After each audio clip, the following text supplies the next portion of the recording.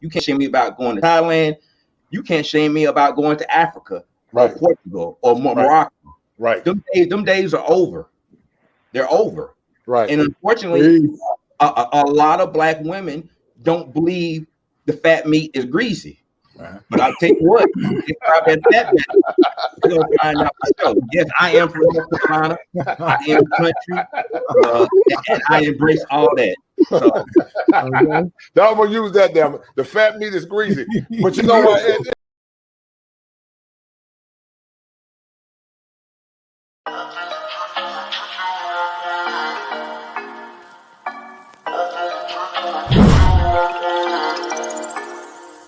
In the morning, you got me up all cause you need to talk. To 4 in the evening, wanna break up, say that you've had enough. I'm tired of talking, again and again, argue about everything. You are my darling, this kiss and make up, I know you wanna touch. You call me every night, call me every day, I just wanna get you alone now. Trust me when I say, we gon' be okay, we just gotta boom bada boom ba. I don't wanna fight, you know that I'm right. Baby, let me talk to your body. We gon' be okay, hear me when I say. Cognitive distortions can lead to social isolation, and social isolation can lead to a schema affliction. The question remains is, have American men been degreased? Degreased is a catharsis or a purging of the American man's mind, soul, and spirit as American men, but particularly black men, are beginning to take up the passport game. Al Green started this journey with Frustrated One back in the past, which more or less talked about the frustrations of American men in dating trends. And the second movie was entitled Frustrated Two, where he talked about the negative ravages of the family courts as it relates to child support. And the third movie that Brother Grease is going to produce in the future, called Frustrated 3, was centered around similar topics. I want you to ask yourself the question in this expose: have the American black man or men in general been degreased? You decide.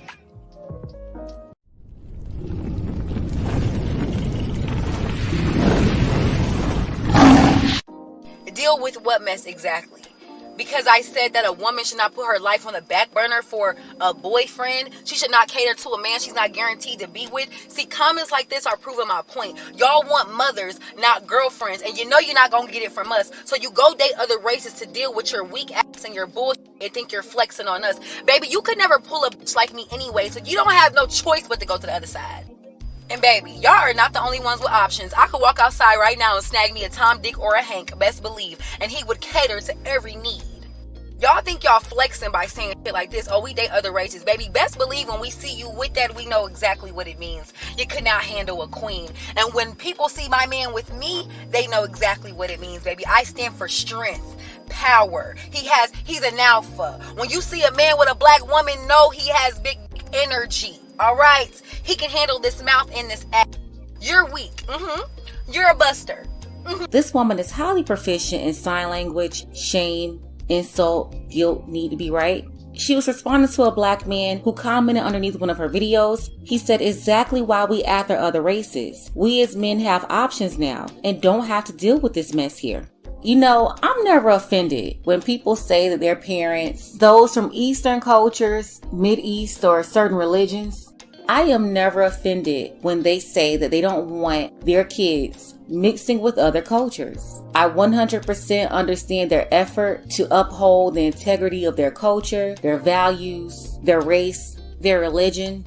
And I really believe that black people should be able to do the same thing. But the problem that we have, especially out here in the West, the black community has been destroyed, and it's mostly because we've been led by women. We have to be honest, we are out of control, especially black women. There is zero discipline, zero accountability, And whenever it's time for anybody to face consequences, it seems like droves of people, they're willing to come in and defend bad behavior. And it's not just the women that's defending them. Men do it too. Hey, we really have to be honest. Even a lot of men don't want to hold these women accountable. They may complain about it, but there's still a very high level of tolerance out there where even men will deal with this bad behavior. They'll put up with people they know they really shouldn't be with, thereby condoning it. Well, if everybody's condoning it and tolerating it, how are you supposed to eradicate it?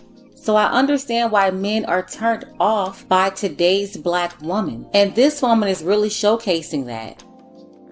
Deal with what mess exactly? Because deal with your mouth and your attitude. That's what he's talking about exactly. Deal with what mess exactly?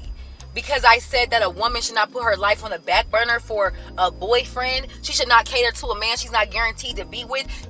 Once again, there's the conditional femininity. Time and time again, they're telling you they're not going to be submissive. They're not going to be cooperative unless you give them what they want. And for the most part, I know I've said this before, they're even lying about that. Those are the words they use in order to trick men to do what they want them to do for them. But when you actually give them what they want and it's time for them to do what they said they would do, they're going to move the goalpost again.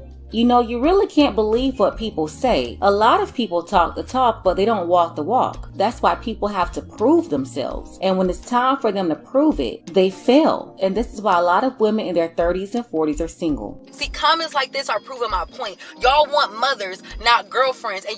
And that's how you know they're not going to do it right there. They really believe that being a helpmeet and assisting your man is being a mommy to him. It's just obvious that they don't even know what serving a man looks like. So that's the closest thing they can compare it to, being a mother. See, comments like this are proving my point. Y'all want mothers, not girlfriends. And you know you're not going to get it from us. So you go date other races to deal with your weak ass and your bullshit and think you're flexing on us. You know, sometimes you just have to let people talk. She just said, you know you're not going to get it from us. She's saying that they're not going to be submissive. They're not going to be cooperative. They're not going to be a woman to you. And then in comes the shaming. She said that you are weak if you don't want to deal with their insubordination. Baby, you could never pull a bitch like me anyway, so you don't have no choice but to go to the other side. And baby, y'all are not the only ones with options. I could walk outside right now and snag me a Tom, Dick, or a Hank, best believe, and he would cater to every need. Sure, black women have plenty of people who will take their offer up on relations, but not marriage. It's a reason for that. And there's another belief they have. They've been taught that men are supposed to bow down to them, submit to them, spoil them, give them whatever they want. It's like they all want men to be sugar daddies and simps. Y'all think y'all flexing by saying shit like this, oh, we date other races. Baby, best believe when we see you with that, we know exactly what it means. You could not handle a queen. And when people see my man with me, they know exactly what it means, baby. I stand for strength, power. He's an alpha. When you see a man with a black woman, know he has big energy. All right? He can handle this mouth and this ass. You're weak.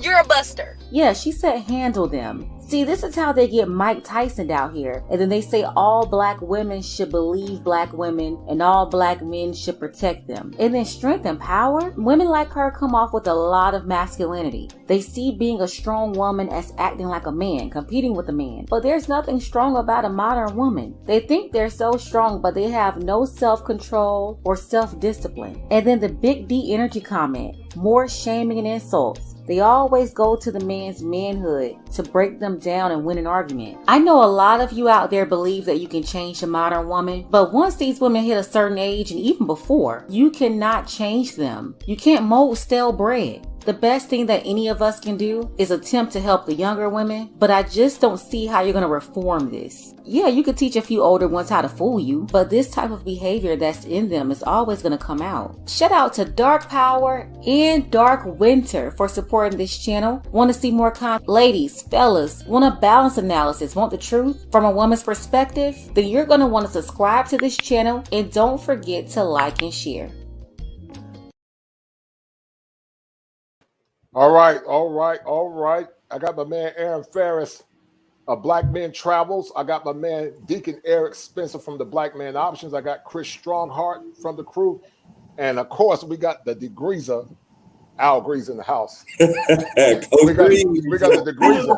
We got the degreaser in the house. We got the degreeser, Al Grease. So listen, guys, I don't know how to take that, man. The grease trying to make it either like fat free or 2%. I don't know how to take that. Well, listen.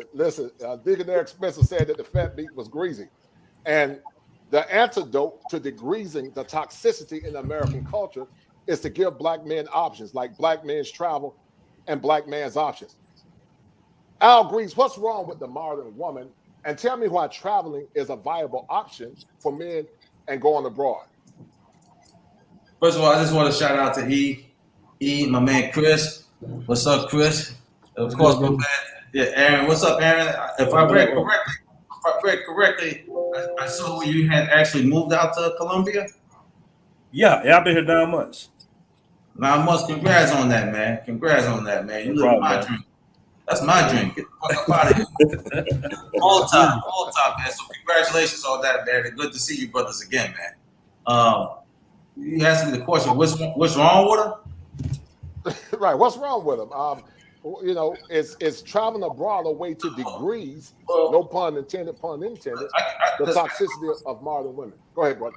I'll speak on my circles, from the circles and stuff I travel, my interaction with them. It's not all of them. It's not all of them, right? Some of them, man, that been raised correctly, and a lot of them been raised by single moms and passed that toxic shit on to their kids, right? And all that shit, and promote that negative stereotyping about being independent and you don't need this, you don't need that, you don't need that, which turns off their feminine energy and makes them more masculine. So most of the time you beat them and they trying to put that masculine energy on you. And if you run across any alpha males or any dudes straight up, that's a turn off from the beginning. That energy don't hit right. So I'm gonna discard you right away. And as I gotten older, and I see the conflict and trying to deal with that, man, and winding up in the justice system and filling out paperwork and trying to play the other side of the story, it wasn't worth it. It wasn't worth it for me, and it was just beneficial to me. Once I got that my freedom papers, aka that passport. Once I got my freedom papers, man, and was able to travel freely around the planet, I took advantage of that. And when I ran a course with women with feminine energy, let me turn my phone off. Women had that, feminine energy that I was attracted to, and it was easy to connect with them, and it was easy to embrace it, and easy to get along with them. They wasn't so much combative. So that's been my experience, man, and I've been preaching that from the mountaintop, screaming, get your passports, travel, brothers, get up out of here, because you get a whole new different experience instead of dealing with somebody who's constantly combative with you and not in agreement with you, and the energy is off. So when the energy is off and they're combative and you put in that kind of situation, that could lead to, messing up your freedom. You see now with the new laws and domestic violence and restraining orders, how that can affect your employment. Once you get that, because you don't have to do anything, she can just call, and now that's messing your employment up for years down the line when you go for looking to climb the corporate ladder or whatever the situation may be, and they go back in your file. So, hey man, you got this, you got this in your file. So, oh man, that was just a little dispute I had with Shorty. It had nothing to do with that. They tell you, I'm sorry, I can't. We're gonna have to decline on this one, man, because you got this stuff in paperwork. So I find it beneficial, man. Just get your passport, and I ran across like-minded brothers, and we get to travel, man. We have a ball, and that's my enjoyment right there. No doubt. Now listen, guys, if you like the show, please donate to $7 Smalls. Also donate to PayPal. And if you don't have any money, guys, share this content with my man Al Grease and Aaron Ferris of Black Man's Travel. Aaron Ferris, you're from the sunny city of Atlanta. And Al Grease and I had a conversation about the dichotomy, because you will assume that women in the South are actually icons of femininity. I want you to talk about your experience being in Atlanta, and then the difference that you've seen once you traveled abroad to Brazil and Colombia. Well, the thing about Atlanta went through some drastic changes, like I would say, starting the late 90s to early 2000s. Back in the day, I'll be honest with you, I did grow up with Southern belles, like women, right, from the 80s and early 90s. They cooked, they cleaned, they worked. we had some good, solid women, especially growing up, around the church area, and things just really started to change a lot. I think after the go to college movement, a lot of them started to become a little bit more independent, and they wanted to kind of live a life of you had shows like Sex in the City that kind of motivated a lot of women to start to try to be independent, get corporate jobs, and just kind of do their thing. And I think that was like kind of like the end of the beginning of everything, in my opinion, man, because it really changed. And what also didn't help was Atlanta became a transplant city. So when women from DC, New York started coming down there, buying houses and moving the way they was moving, that also motivated women to kind of go their own little route of the independence. Because when I was growing up, man, most of the women worked at small jobs, Walmarts, grocery stores, just little jobs, teachers, assistants, nurses. It wasn't like the master's degrees that you have today. Like, they wasn't forced to go. So they really needed a man, and most guys had blue collar jobs. So that was the setup in the South for the most part. But like I said, it was a drastic change, and I've seen that with my own two eyes. I went from having dating women that would come to your house, cook, clean, and take care of you. That was the norm in Atlanta, to women like not doing anything for you, bro. Like, it was just a drastic change. So I decided to go ahead. As a matter of fact, I'm gonna tell you exactly what happened. I was on YouTube one day, and I found one of Charles Tyler videos, and I ended up joining the group. Then I ended up watching Frustrated, and I said, you know what? These guys might be on to something. I said, you know what? I'm gonna try it out. Now, the funny thing about my situation was, when I was telling a lot of the guys, like in the barbershops, that I'm going to Brazil, they was like, nah, don't go. All the women got AIDS. It's super violent. They're going to kidnap you. They're going to torture you. And I'm thinking in my head, I'm like, you know what? They might be right. So at the last minute, I almost pulled out. But, I started looking more at Charles Tyler, more the social media, the Facebook group. I said, these guys look like they having fun. They look like they safe. I don't think nothing's bad happening to them. So that motivated me to travel to Brazil. And then when I got to Brazil, man, it was total culture shock. I've never seen so many beautiful women that, their whole mentality was way more feminine and more submissive, man. So, yeah, I'm a generation that actually seen the change of, in my opinion, the downfall of women. Shout out to One Master Teacher. Shout out, brother. And listen, if you're looking at some point, let's do a collaboration. I've heard good things about you, and you traveling abroad. And perhaps Deacon Aaron Spencer. This book right here. Yes, sir. My man Al Grease. We can all do a collaboration. Shout out to One Master Teacher. Check out my email at kosherclinician@gmail.com. One Master Teacher. That's kosherclinician@gmail.com. Let's do a collaboration. Listen, guys, these shows are important because there's a crisis in the world. And Al Grease talked about the importance of the feminine vibration as it relates to elevating the masculinity of a man. In the past, I talked about there's a such thing called affection deprivation. And when a man is going through affection deprivation, he can have what's called a psychosomatic response. And that's a fancy way of saying that his mind and body is not calibrated or integrated. And when his mind and body is not calibrated or integrated, it can cause him to have what's called a schema affliction. So it's important that men have the proper women in place to help them become the best versions of themselves, like women of past. Deacon Eric Spencer coined the term called the fat meat is greasy. It's a Southern colloquialism that him and I both ran with. He's from the 252 and the 704, and I'm from the flat plains of North Carolina. But listen, Eric Grease, Deacon Eric Spencer. I want you to tell. We all fat. Don't worry about it. Deacon Eric Spencer, he's the deacon of the group. I told you he is the deacon, he's the administrator, he's the president. Deacon Eric Spencer, tell the audience why is the fat meat greasy, and tell the audience how Al Grease and Passport Game as a mechanism to help men degrease from the toxicity of modern women. Okay, so let me just go into the fat meat greasy part. As you know, that is a saying, but a lot of that is attributed to somebody that doesn't believe something until they actually go through it. And a lot of women, black women, don't believe that they need their men. Right. But now the catchy phrase is winter's coming, winter's here.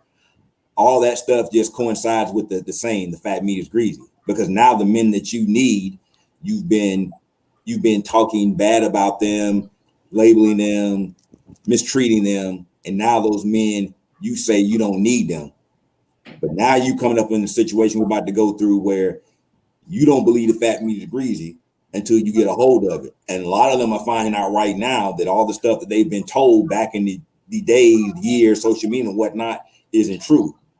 So that's where that saying comes from. And a lot of them are starting to realize that. You're starting to see a lot more uptick in social media about women being feminine, women being submissive and doing the traditional things that they did in the past. But it's a little too late because the scars have already been cast, and a lot of Black men know that trick and they're not falling for it. Right.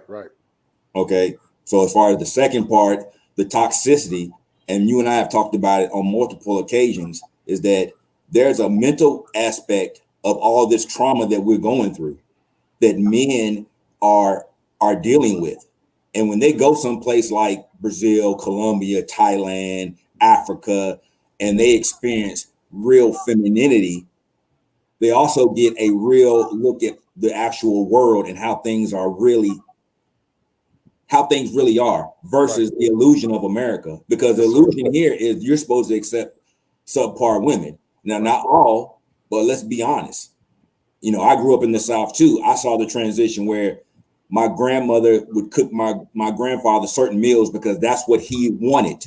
Mm-hmm. He would cook. My grandmother would cook cube steak with gravy and macaroni cheese with fresh biscuits for breakfast. I asked my mother years ago, why are we having dinner at breakfast?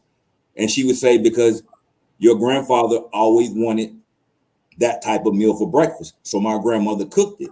Now you have combative people that think that, well, you cooking me a meal is making you a slave. How is that a slave to cook a meal? Whereas when you go someplace overseas, they take pride and they cherish cooking that meal because they know that it's nourishing you to help you do what you need to do so both of you can make it in this life. You know, and the feminism here has made modern women in the States, Western women with that ideology, very toxic. Just like the woman in that clip. All that talking she did, her energy, it just came through. It's like, and she's delusional. She said she can go out here and get Tom, Hank, and Jimbo. Sweetheart, it's not gonna happen because Tom, Hank, and Jimbo ain't even dealing with they women. They women are catching hell. So what make you think you gonna come in and take their spot? You can't even maintain your spot. Good point. Chris Strongheart. If Al agrees is Batman, you gotta be Robin. You dealt with American or modern women, Chris Strongheart, and you know you're I consider you a millennial or you're close to Gen X, but you're more. I'm definitely millennial. You're a millennial. I want you to tell the audience why the fat meat is greasy, and have you been degreased? But before you were degreased, share what you want to share with the public about the relationship that you had and what it did to your psyche as it relates to trauma. But then I want you to break it off and tell me how foreign women have been a benefit to Chris Strongheart. Well, first off, shout out to everybody on the panel. You know what I'm saying? What's good, gentlemen? You know, like for me in my experience, man, it's been like it's been wild. But I'll definitely say that the girl in the video, like the stuff that she's talking about, as far as like, you know, somebody needs to handle her, and somebody needs to, oh, y'all not strong enough to deal with us and stuff like that. It's just like, but we're not, y'all, you're not cattle. You know what I'm saying? Like y'all are women. We're not supposed to be dealing with you in that type of manner. It's just crazy to see how everybody's been talking about winter's coming. And sure enough, I mean, it's most certainly, I think winter's already here.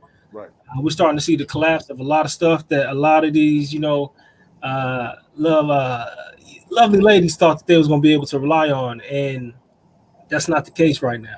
I mean, and for me, you know, my past and my history, man, it's just been like, you know, the disrespect, you know, the masculine energy that you see that these young ladies are portraying out here.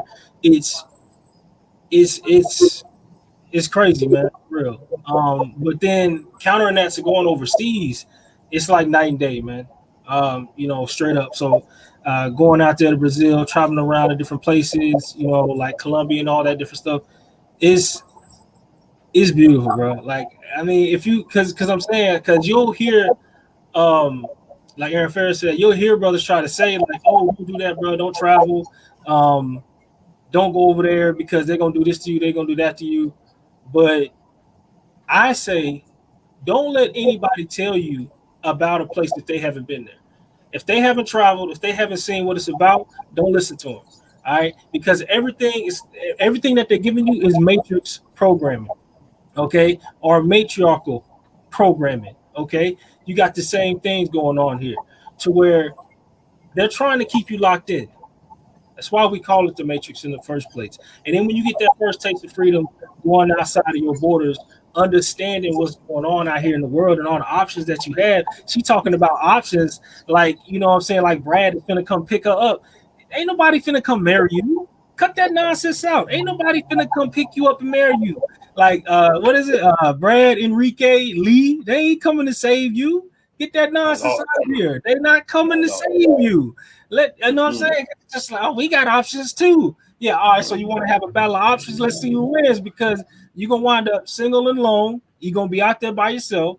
And while brothers like us on the beach, you know what I'm saying, just sitting back sipping caipirinhas, you know what I'm saying, talk about, man, last night was wild, bro. Yeah, man, let's get back at it. You know what I mean? It's just like they don't know. And we've seen some of them that try to come out there and spy on us too. We've seen that. Because I remember last time we were out there was a couple of them that was trying to like sit out there and spy. But the problem is they don't even realize that they stand out, because they'll sit out there on the beach looking like this. Hey, they don't get no play in Colombia, bro. None. Zero. They be out there mad. They be mad at the world, and you just be looking over at them like, yeah, I told you, yeah. You know what I mean? So they should be watching. I know because they should be watching. They should be watching how these women move out there. Don't watch me. Yeah. Don't watch me. Watch what I'm attracted to out there. So if you want me to be attracted to you, watch what I'm attracted to, and that'll stop me from traveling 5,000 miles away. I'll stay here local, which I don't think that's gonna happen. Oh, ladies, the fat meat is greasy. Yeah. And I'm on a diet. I'm on a diet. You see how the lean dog eat? See that? Yeah. I'm getting ready for fighting. I'm getting back in my fighting weight. And yeah, man. It's sad. It's sad too, man, because I come from a large family. Knew my grandparents, and you see the whole family structure, and watch that deteriorate all the way down because you can't get along with your counterpart. You can't get along with your counterpart. And if you look at other races in America, we ain't got to reinvent the wheel. You just go look how the Asians get along with their women. You can look at how the Caucasians get along. And it's crazy, though. I got some cool partners, man, that just got cool with it, and they're from the Muslim faith. And when they see a young lady out there that's in her mid-20s who's not married or whatever, they go hook them up right away because it ain't right for her to be out there by herself. And they hook her up. Boom. There go your husband. And then you go ahead and then you go on and start your family from there. So I chopped it up with them. I said, man, y'all don't hit the club, y'all don't party. That's a waste of time and money. You got to start your family off right. And if you got somebody single, or you know a little dude, got a young dude, your cousin, family member, they go find them right away to go get married. And they both in agreement with. They in agreement. She know her role. He know his. He got to go out there and produce. She got to take care of the kids and the family. She got to be submissive. And he know he got to be masculine, protect his family, and he got to go out there and produce. And boom, and they go from there. And they cut out all the bullshit and dating. And she got 2-3 kids when you meet her already, and she wants you to step in and take care of Ray and them. And you got to deal with the whole mom, baby, daddy issues and all that shit there. And nowadays, most guys are not stepping into that. I don't recommend that at all. But I tell you one thing though, Coach. I'm gonna have to piggyback off what you're saying, because what you're describing is a culture. See what I'm saying? Like in the video before, she said, "I understand why other races or cultures don't want to necessarily intermingle or mix with black." How she was talking about, we don't have a culture in that context. See, people get race and culture confused.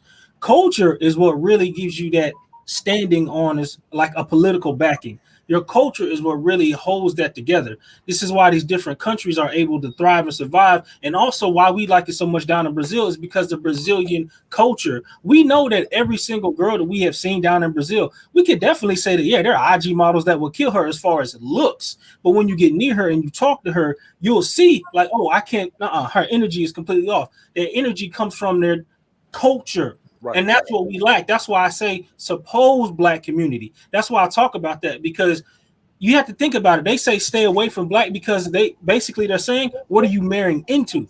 See what I'm saying? We come in our background, a lot of us, now this is the thing I say is that a lot of what we have picked up came from what we were taught in slavery as far as our culture.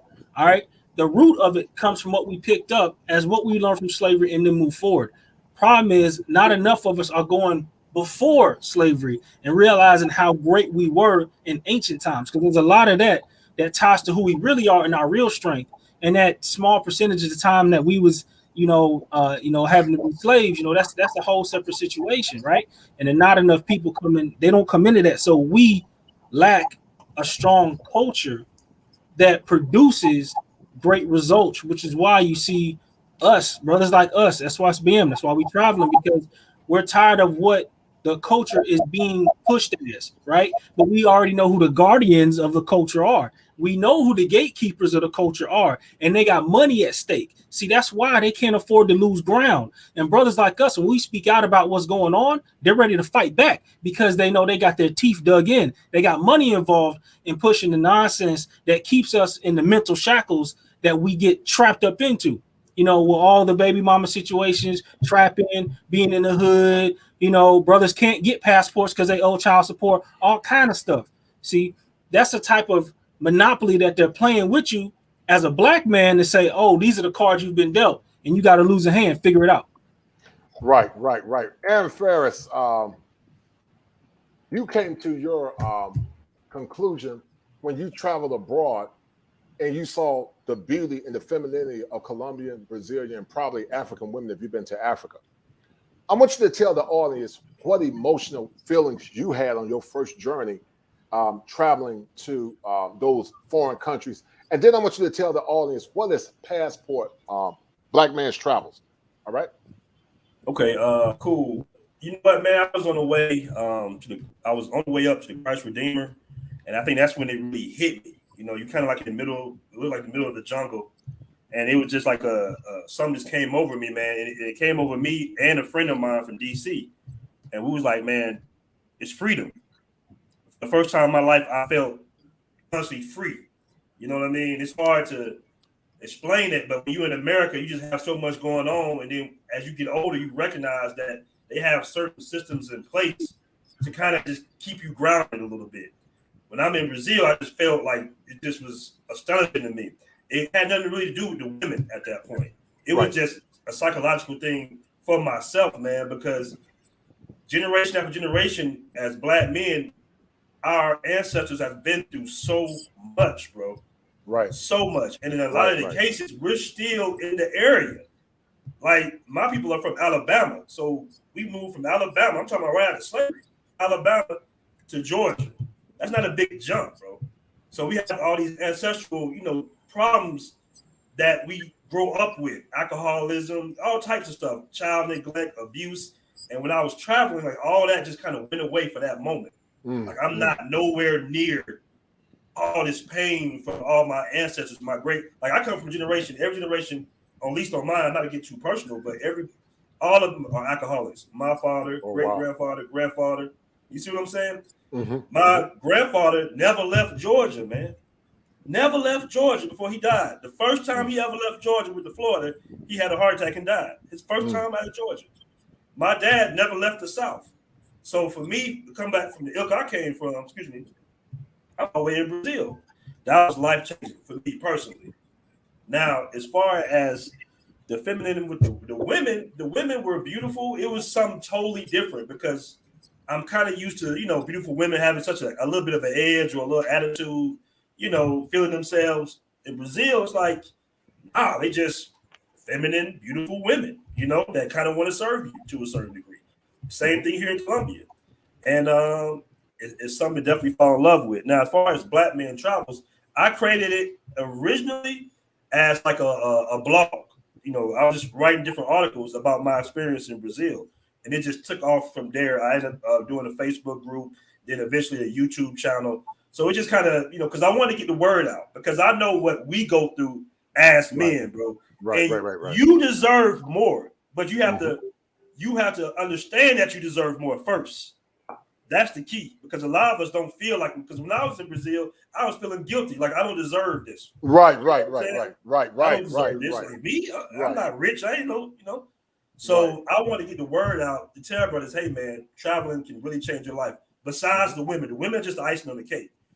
Traveling opens up a lot of opportunities for you, not only to leverage the American dollar, but to give you more time to find out what you want to do in life and find out what your purpose is. You know, Aaron, you said something that was very profound, and you said that I felt like I didn't deserve it. And so I created a clinical term called schema. Schema, in the clinical term, actually means a fixated mindset, but that affliction normally comes from pain. And you're correct. A lot of American men have been so mistreated, not just American men, but Black men in particular, because they've been the muse of society, that when it comes down to women and relationships, a man think a woman is doing him a service, she cook him a meal. Men in America think a woman's doing the service if he gives her sex. And let me say this, I'm not talking about dusty men that don't take care of their family. I'm not talking about men that don't work in bums and expect a woman to do something. I'm not talking about those kind of men. But I'm talking about hard-working men that work long hours, come home, take care of their kids, take care of their families. And you're correct. You know, we've been so conditioned to feel like we're less than, that the greatness in us, when we travel abroad, it becomes so apparent. You know, Harriet Tubman said that I could have freed a lot more. They didn't already know they were slaves. And so we have been pathologized to think that we're less than due to that schema affliction, but also cognitive distortions. Now, Mr. Melody, thank you for that Cash App, brother. You always come through. And I want to thank Pink Book Lessons. Pink Book Lessons. Thank you for that that clip. Hopefully, we can do a collaboration at some point with one master teacher.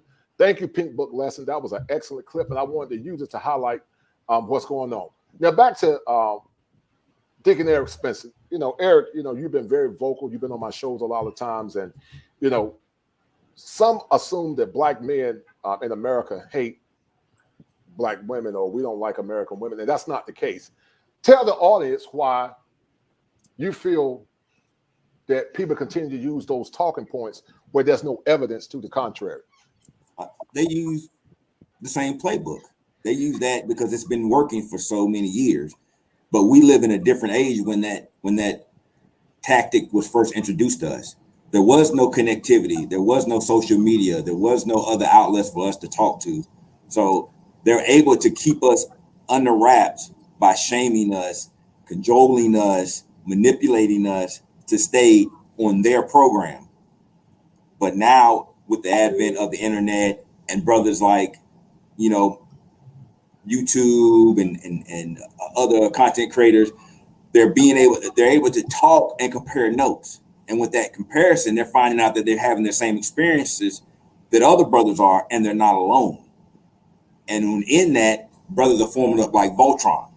And that's the part that they don't understand, because it's like you listen to a record, you play it over and over again. Damn, I just said record. But anyway, song over and over and over again.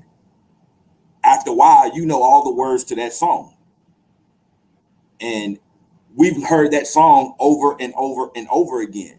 So it doesn't work on us anymore, especially brothers that travel, because we know there's a B-side that we haven't heard yet. And once you get on that plane and you get that passport and you hear that B-side, you're like, damn, how come I ain't been listening to this B-side? Because you've been listening to that A, thinking A was the best thing that you had. And that B-side come along with, you know, B stand for Bunda. Man, bruh, you like, man, I gotta listen to this B-side. This B-side is where it's at. Man, the heck with that A-side. But they still try to use that. And now they know that it doesn't work. Some of them are trying to double down, but it's too late. It's too late. And unfortunately, you're going to see the side effects of all that, well, not necessarily side effects, consequences of all that false propaganda about your men. Right. You know, guys that are listening, please share this content. Listen, guys, these shows are powerful. You got juggernauts in here, man. You got Aaron Ferris of Black Man's Travels. You got my man Al Grease of Frustrated 1, 2, and 3. That's going to be epic. You got a licensed clinical therapist. I don't think you guys understand what you got. You got gems. You got Solid Kings, and my man Robin to the bottom, Chris Strongheart with his brand. You don't get this in many male circles, man. You're not going to find too many therapists that's going to help Black men be empowered. But listen, I started this journey because I saw the pain of Black men suffering in silence. Many men have suffered in silence, including myself, because many people didn't understand the pain and the concerns of Black men. And unfortunately, guys, a lot of men have went to the grave site, and you can hear the echoes from the grave site of the pain of men that have never been heard. And so when you have great men like Al Grease that promoted Frustrated 1, Frustrated 2, and Frustrated 3, and you got my man Aaron Ferris, we're like the watchers that were on Mount Haran. They were angels, and they saw the angels. but anyway, we're giving you guys good reports about the good things to come. But you got to believe in yourself, and you got to be pushed out of the confines of this toxic culture called America. Al Grease, you did Frustrated 1, Frustrated 2, and Frustrated 3. And I know you ain't going to give no pointers on that, but I want you to talk about Frustrated 1 and Frustrated 2 and why it was paramount. And what was the pushback that you got? And you talked about it a little bit in the past, but what was the pushback that you got? Well, the most thing I'm proud of is I got individuals that changed their ideology when it came to dating and dating single moms. Frustrated 2 really focused on dating single moms and some of the setbacks and stuff you can go through. And being responsible for kids that are not yours, how the court can hem you up. So what I got was the response I got from the people who watched the film was it changed their ideology, number one. So they put them on a different path. Same thing with number one. We're frustrated and guys didn't really look at going abroad. So what happened was it stayed in the same circles. I was fortunate. I grew up in New York City and moved down to Atlanta. I was in Atlanta, like I said, when they had Georgia peaches, not the plums they have now. They had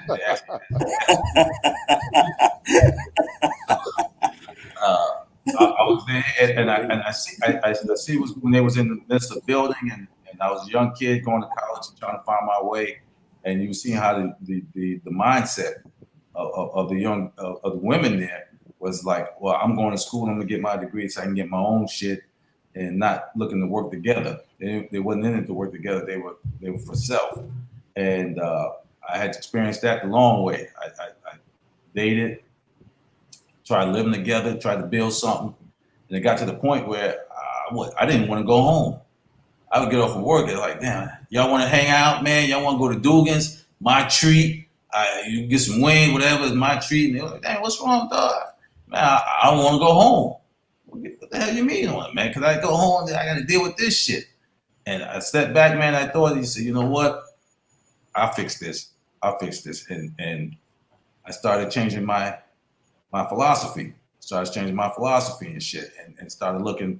It's got to be a better way. And I have an older brother who's in the Navy, and he was like, man, when you start traveling, you go to places like the Philippines. You spend time in the Philippines and spend time in Southeast Asia and all that, man. You see a whole different side of shit. So I embraced that.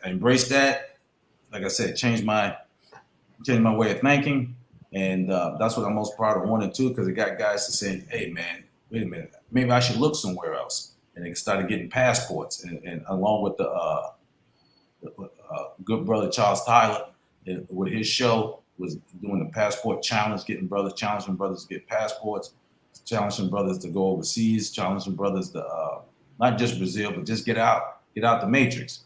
And once I seen the response from that and seeing brothers, forming a group, Aaron Ferris group, man, Black Man Travels and Black Man Option, and people hitting me up, man, because of social media, more accessible, man. People can get a hold of you, man, saying, hey, man, you changed my life. I don't know if you know this, man, but you had a major impact on my life. Mm-hmm. And I saw your video, man. I'm telling you, I was going down this road.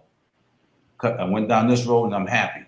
I'm happy, man. And that's all you want, man. You want to make something, man, that has an impact on somebody and change their life.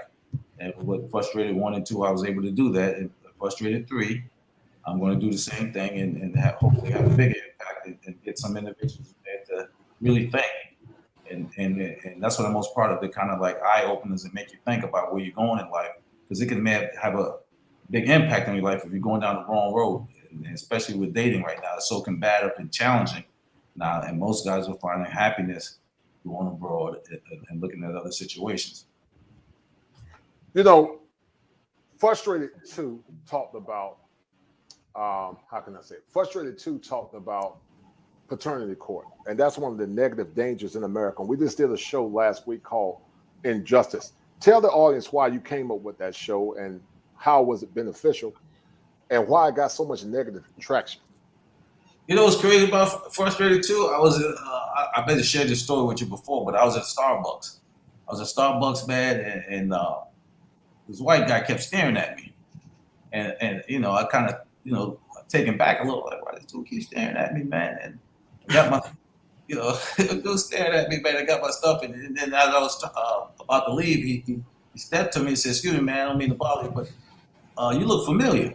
I said, "I look familiar." He said, "Yeah, I was watching a video, Frustrated, and I saw the thing on there. Is your name Al Breeze?"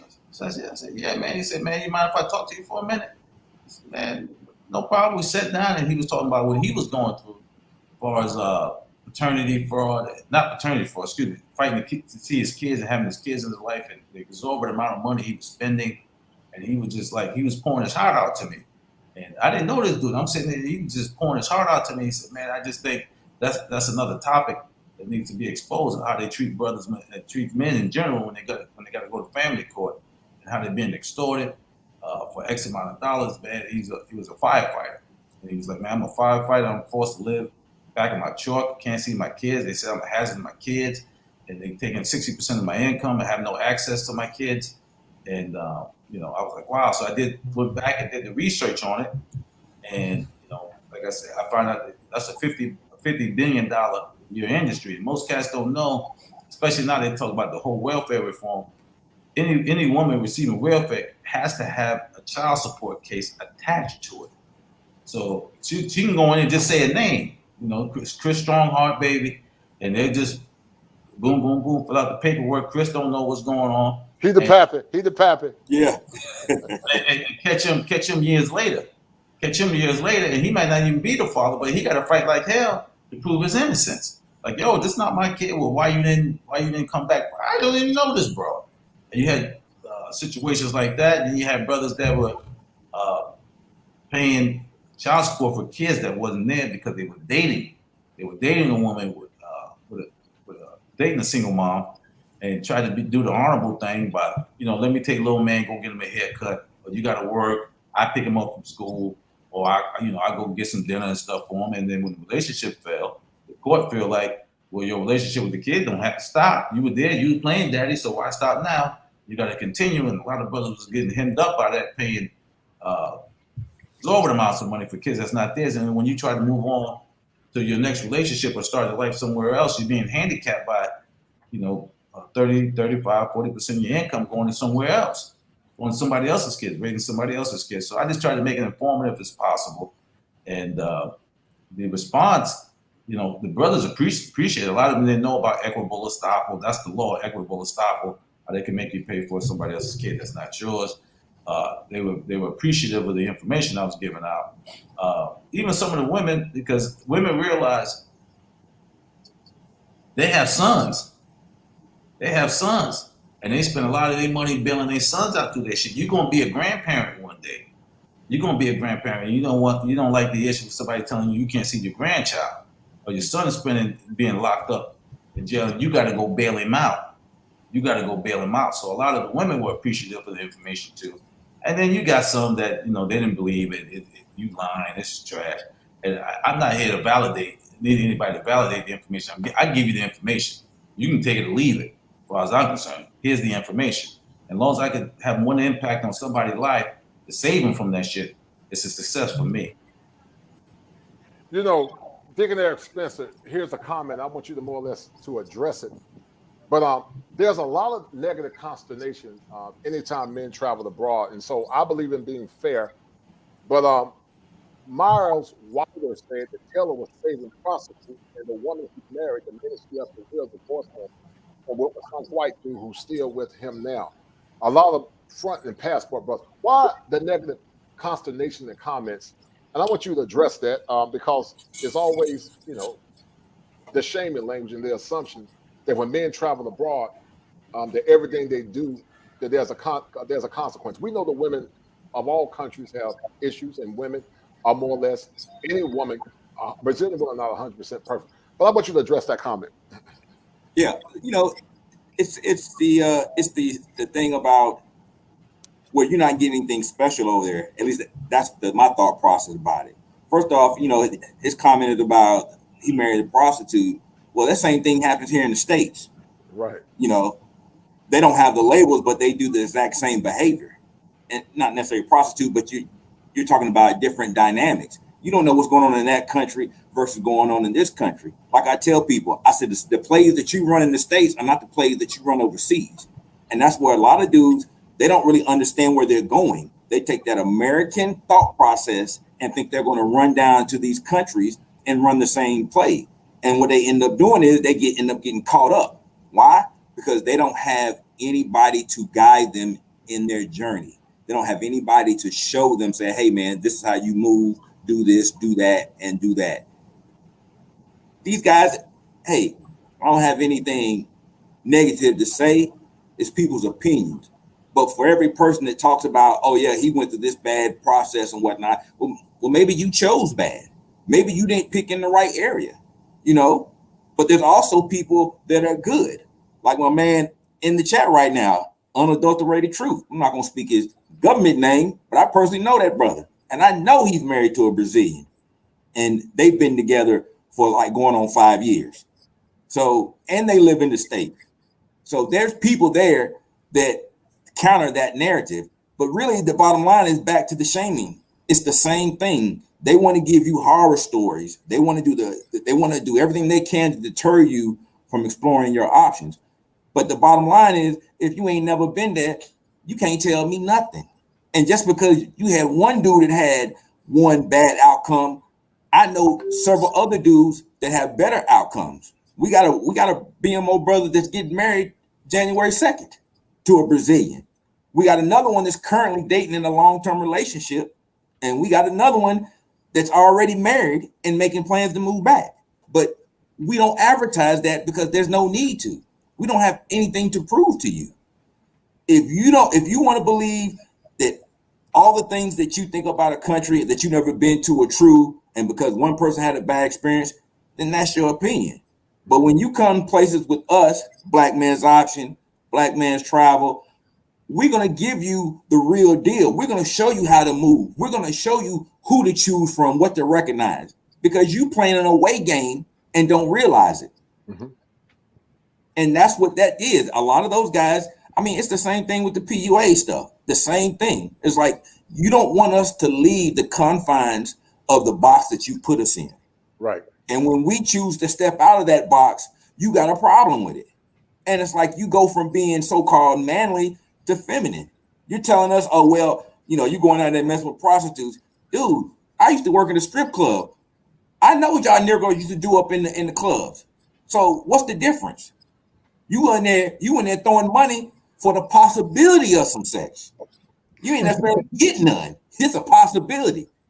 But you trying to shame brothers because they're leaving? Nah, bro. And like I said in the opening clip, them days are over. Them horror stories, people don't care. Why? Because they're going to go see for themselves. And more brothers like us are giving them the real deal instead of that false stuff that they've been hearing in propaganda to continue to perpetuate a lie that they have no idea of what's going on. I guarantee you that dude ain't got a passport. Right. Hey, and Eric, another thing I'm gonna add on to that real quick, man. You don't want to be out here going red pill for American women just to be going blue pill for another culture, man.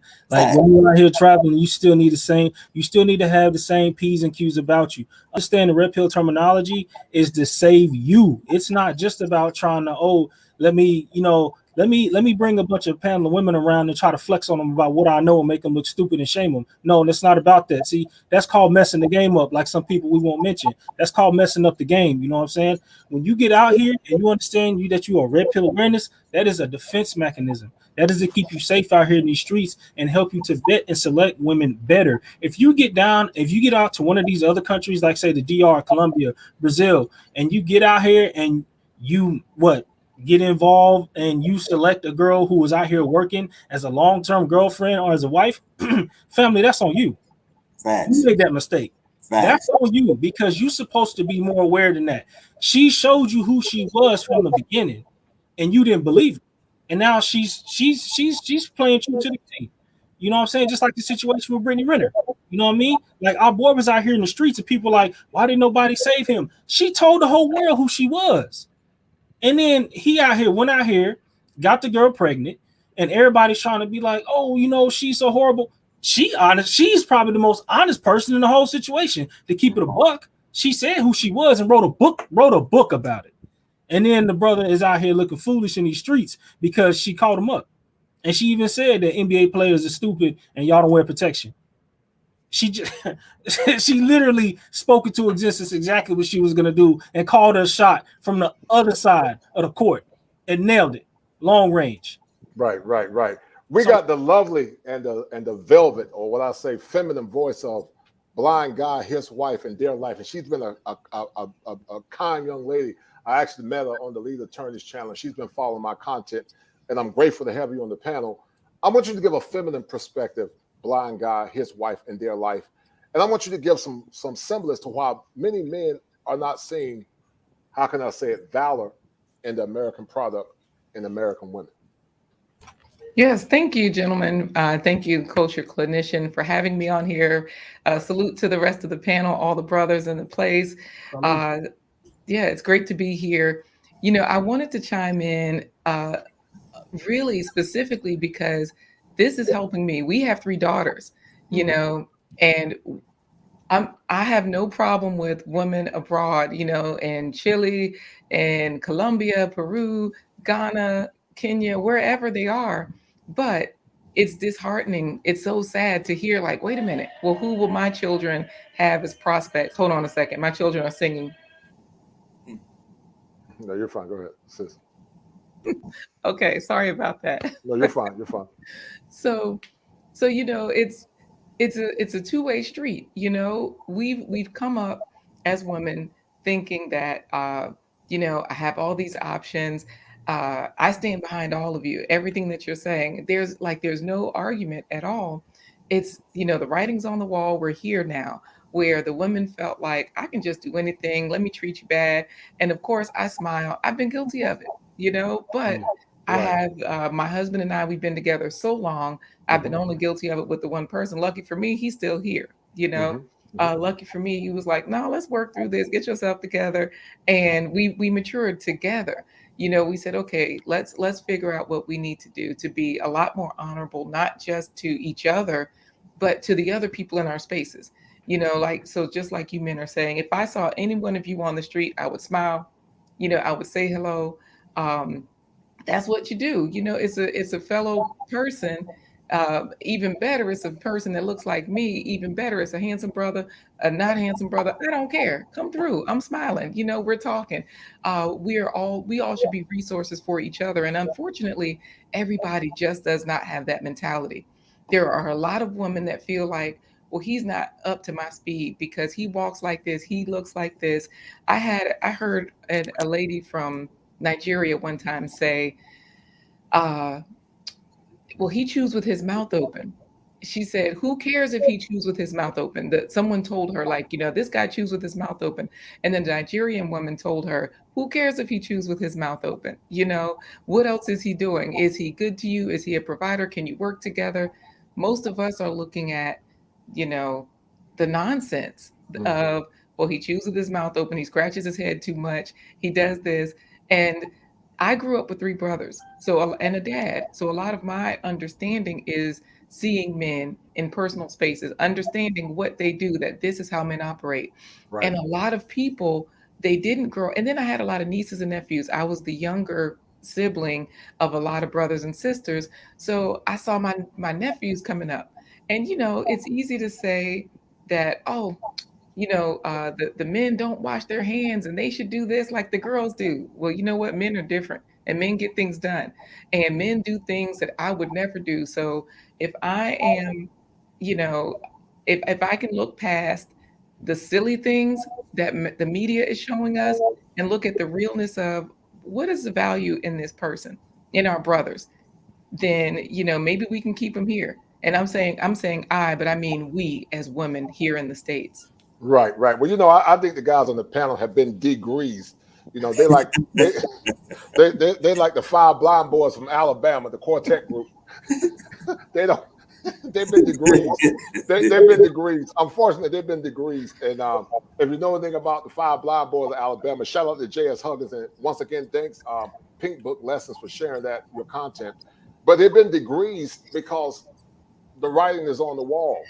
One thing, blind guy, his wife, their life, women always set extraneous standards. If you look at it through the eyes or the lens of theology, the things that what the Bible actually say a woman should have, most modern women don't even have it.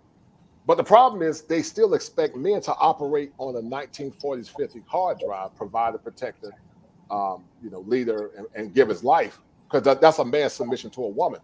But if, you got a lot of women say they're Christians, but it says the woman should be trained to be a wife. She should be chaste. She should be chaste, and I'll say it again. And she should have kids by Raekwon, Man, and Shermite.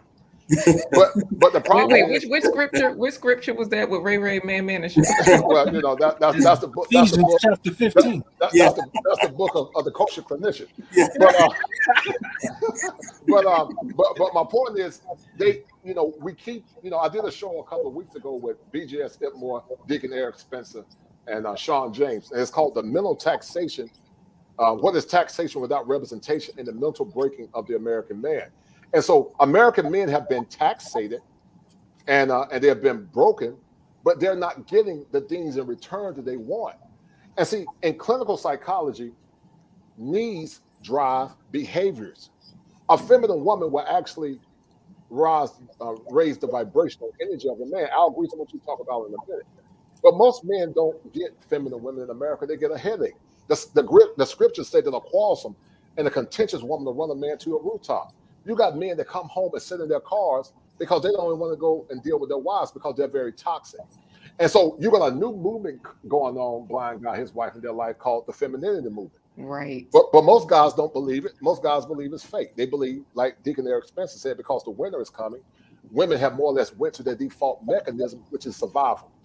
What's your take on that? And then Al agrees. I want you to talk about the power of a feminine woman, because you saw the show yesterday, blind guy, his wife, his life. You had that smooth jazz.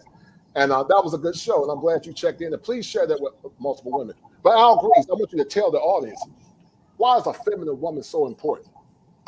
Why is a feminine woman so important based on your estimation? Oh, You on mute. Go ahead, Brother Grease. Can you hear me? Yes.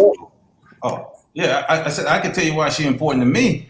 I don't know about everybody else, but I know as far as what I did, and what I've been exposed to. Like I said, I grew up in a family setting, and from grandparents on, I've never seen the only thing I seen my grandfather make was a cup of coffee.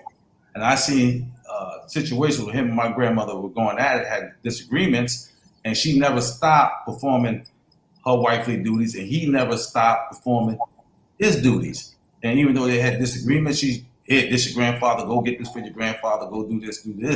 And I seen it in my own household. And when I went out and started dating, and my first really experiencing dating was down in Atlanta in the South. And they were running that backdoor play on me. And, being up north, I wasn't used to nobody going behind my back door and running this shit and offering me Chinese food. I don't want no Chinese food. I just did 12 hours. What am I going to do with Chinese food? You've been here all day. This is what I get. And I didn't come from that. And let's go to Houston. I don't want to go to Houston. I want to go to Kroger's. I want to fill that card out. And let me listen. If you lacking in cooking skills, shit, we can work on it together. At that time, they had what's my man name? Emerald Lugasi. He show you how to cook up some shit. If not, I can call my mama. My grandmama, she'd give you some recipes, but they wasn't willing to learn. And they were like, no. I'm not going to do all this stuff. I'll take time in spending your money and take you out and spend your money. And that the energy was off. So when I started traveling in Brazil, and I had experience where, I met a young lady. I said, hey, can I take you out to dinner? She said, no, I can cook. She took me over there to the supermarket and bought some food. Have you tried this Brazilian food and this? I can cook for you.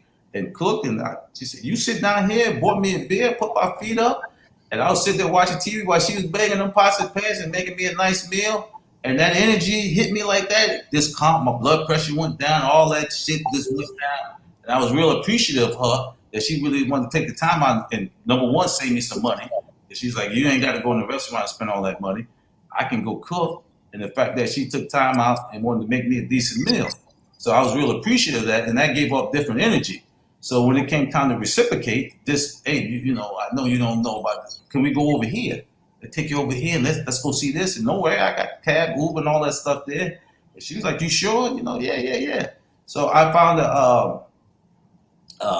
what's the word? We were more in kind of being cooperative with each other. You know what I mean? And I love that vibe. And like I said, I talked to E the other day because I told E we just got back from Brazil in May, and I booked my ticket. E took it. All right.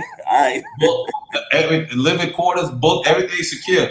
But when I got back, went through the same thing, and I was roaming around the streets just saying hello to women, just good morning, and they were looking at me. I know I'm in New York, but they looked at me like, who the hell he talked to? What's wrong with him and all that? Right. And I told E, I said, E, man, I'm a little messed up. He said, what's going on? I said, man, I just left my little friend over there and I watched her brush that long, pretty hair, looking at me, smiling and run over and kiss me on the cheek. And baby, I'll be right there. I just wanted to I told him I had a good Friday. I said, E, I'm messed up, E. I missed this. I'm out here. I feel like I know they call New York the concrete jungle, but I feel like I'm in the real jungle dealing with these. Can't even say good morning to them. And the hair bonnets on the hair and pajamas and coming out the house looking all kind of. I'm like, who raised you? When you come out to the store like that, if I see you with pajama top on and shirt, I know you didn't step into the bathroom first, handle your business in there. I'm like, damn, you didn't even wash your ass before you leave the house. You go out the street like this, and it's a big turnoff. And a lot of them feel that they don't care, and this is what I have to accept. I don't have to accept that. And I confided E, but when he say we're going back, I booked the ticket right away. Why? Because I know when I get there, the energy. It's the energy. It's, you get off the plane, it's a different energy. Yep. And I watch how they carry themselves and how the way they dress. And even I had, even last time we was there, they took my bags. They took my bags. Yeah. But she was the way she came to explain to me how they took my bags and need to go in my bag, I was like, shit, go ahead, baby, go ahead. I'll pull it over there for you. Open it up. Here's the lock, here's the combination. Open it up. Go. What you got to do? And it's just that energy, and it's hard to explain because energy hit everybody differently, and it depends on what you're looking for. But I notice when I'm out there and get immersed in that energy, man, how it calms me. I'm more relaxed. I'm not in a combative state. I don't feel like, damn, to get along with this individual, even to go out and have a good time. I've taken women in the States on vacation and see how I'm like, wait a minute. I know you ain't out here showing your ass. I don't pay for all this and this and that. And you out here showing your ass. You crazy. And that's when I stopped and started going solo and traveling. And then when you get around them, man, and especially they submissive women. She wiped the sweat off my head, sweat, and kissed me on the cheek. I just to show appreciation. I like all that. So wait, I do all of that. Married. And if you do all that, he gonna come looking for me. And I don't want that kind of trouble. Not for me. Look, not for me. But I put into the chat. I got 3 daughters. Like I'm done. Like I'm good. So dang. It depends on how they rear it up. If you got 3 daughters like that and you raise them to be feminine and feminine energy and how they're going to attract, especially an alpha male. The alpha males are drawn to that energy. When I get that masculine energy, that's combative to me. I dismiss that right away because I see that a lot. I don't know who she thinks she's trying to run that game on and get all like that. Tell me to sit down. We're gonna have an issue. So I don't even entertain that. But you rear them up with that feminine energy, they ain't gonna have a problem finding no man. They ain't gonna have. That's what I want to hear, basically, because I'm just like, dang. Like I said, I can talk about my circles and where I have traveled, and most of the times when you see women with their feminine energy and how they carry themselves, most of the time they married already. They married. Facts. They're not available. Well, you know, there's and Grease is 100% correct. You know, there was a song that said, you know, Grease talked about the feminine energy. It was a song back in the 70s called "You Make My Love Come Down." Ooh, you make my love come down, and that's what happens when. Oh, you know, Grease and Aaron and all these guys. Internet. They don't want us to hear the good news. Nope. Well, yeah, no, he going. He going in and out. He's coming back. Shout out to Snuggles, y'all. Shout out to Snuggles. You know, even when they greet you, how they greet you, they run up on you, kiss you on the cheek 2 times on the cheek. And I grew up in New York City, and I went to school with a lot of Hispanics and some Dominicans and stuff. And that's how I grew up. When you was cool with them, they would walk up. You know, when you introduce each other, you don't shake no woman's hand. You know, and they kiss you on the cheek. Her boyfriend, they ain't tripping because that's how women greet them, and it wasn't a whole jealousy thing. And just now, shit, I see women in the street. I had to, what's up? Give me time. Yeah. What's up, Coach? Yeah. What's up? What's up, bro? And then a lot of women, when you try to project being nice to them and being respectful to them, they look at it as a sign of weakness and how they're gonna try to get over. Because you say, "Hello, man, how you doing today?" And they look at you like you weak for addressing them like that. And you get more respect when you, "What's up, shorty?" You know, give them the head nod and put them down and shit. They respect you more, and that's not what I'm looking for. Right. And you know, Teddy Pendergrass, and I always use Teddy because he was a velvet swooner, but he said, "You inspire me." And see, most men are not getting inspiration in relationships. They're not getting inspiration, and because they're not getting inspiration, they're looking for love outside of the contextual framework of America. Aaron Ferris, I want you to talk about the 3 prototypes of women: the American woman, the Brazilian, the Venezuelan, and the Colombian. And I want you to more or less give a comparison or comparative analysis of the 4. Why are you laughing? Hey, boy, let me get my notes out so I can get this. I want you to give a comparative analysis of the 4 because go ahead. Because if it ain't 7, it ain't kosher. If it ain't kosher, it ain't right. I want you to tell the audience, Aaron, that different contextual frame archetypes: the American woman, the Colombian, the Brazilian, and the Afro-Venezuelan. Okay, well, wow, that's a good question, man. Because I've dated pretty much 3 out of the 4. Like I said, I didn't really date a Brazilian woman. I wasn't down there long enough, but being in Colombia, I've definitely had a couple of girlfriends here. I'll start off with the American woman as far as my dating experience. Like I said before, I grew up, with women that were cooked and clean. Like, I remember that them days when a woman would call you and say, have you eaten anything today? I'm about to come over and cook you a meal. I remember those days. But now it's just like, that's just not happening. So with the American women, it's really about independence. Like, they want to be independent. They want to get their own bag, all this good stuff. That's cool. Here in South America, things are very different. In South America, they need a protector and a provider, man, because South America is wild. You know what I'm saying? When I say it's wild out here, it's wild out here. Brazil, Colombia, Venezuela, all that. So the women look at you for not only like just, being provided for, but they also look at you for, like I say, it's not safe around here for them to really walk around on their own.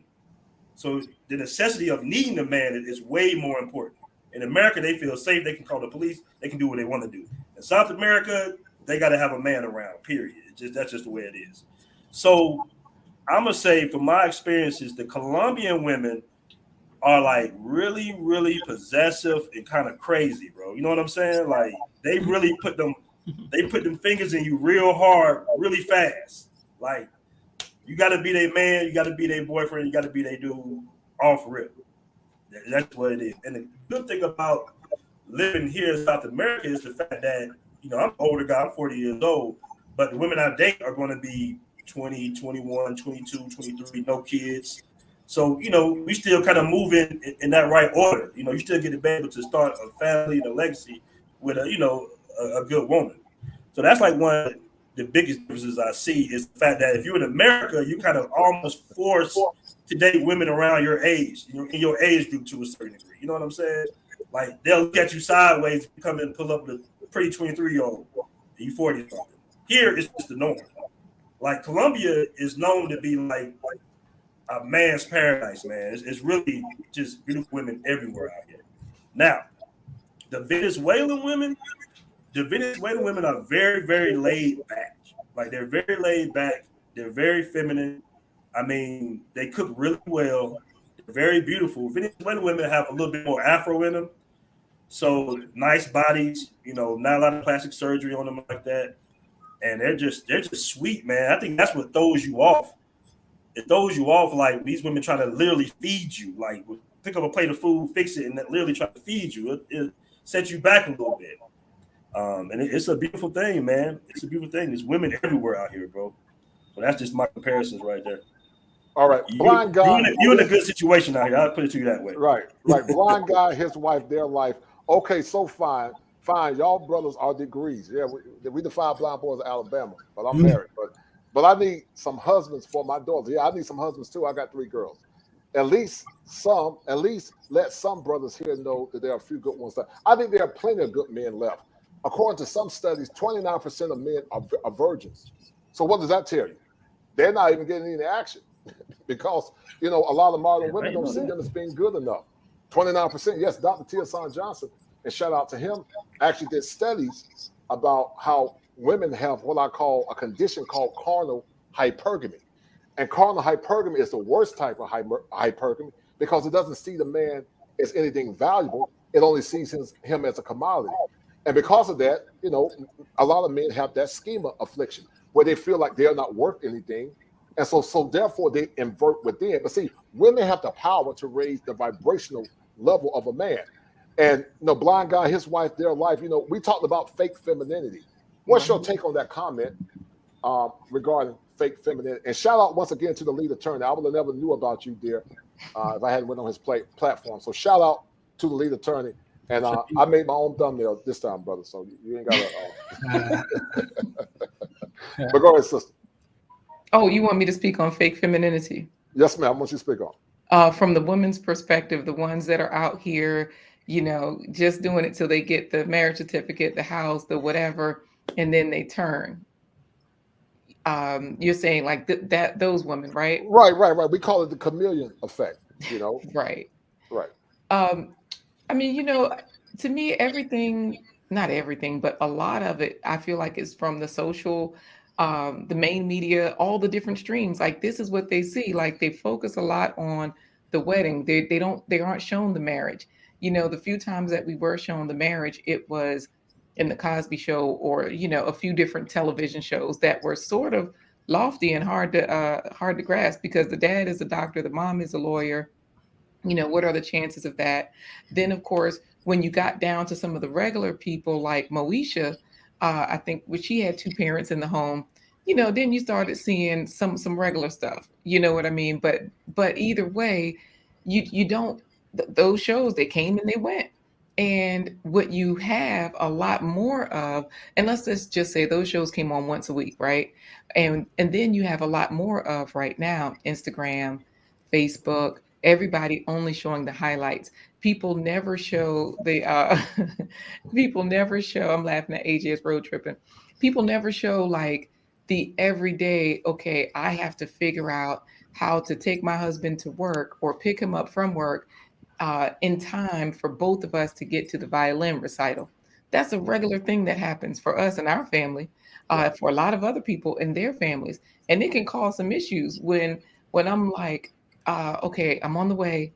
Man, I thought you were going to be outside. No, I got caught up. So is it going to cause a big argument? No. Am I giving fake femininity? No. Let me try to control myself in front of the kids. But if you are just watching the highlight reels, what you're going to do is be a lion in that moment and then only show the picture of you guys at the concert on Instagram. You're not going to show when you were on the phone hollering, where you at? What's going on? I thought you were out here. People don't do that. They don't show the other side. I feel like there's just not enough of that being shown, that reality. And then when it is being shown, it's like an extreme, like all the reality shows. And so the fake femininity is really a lot of ignorance. People don't even know that this is not normal.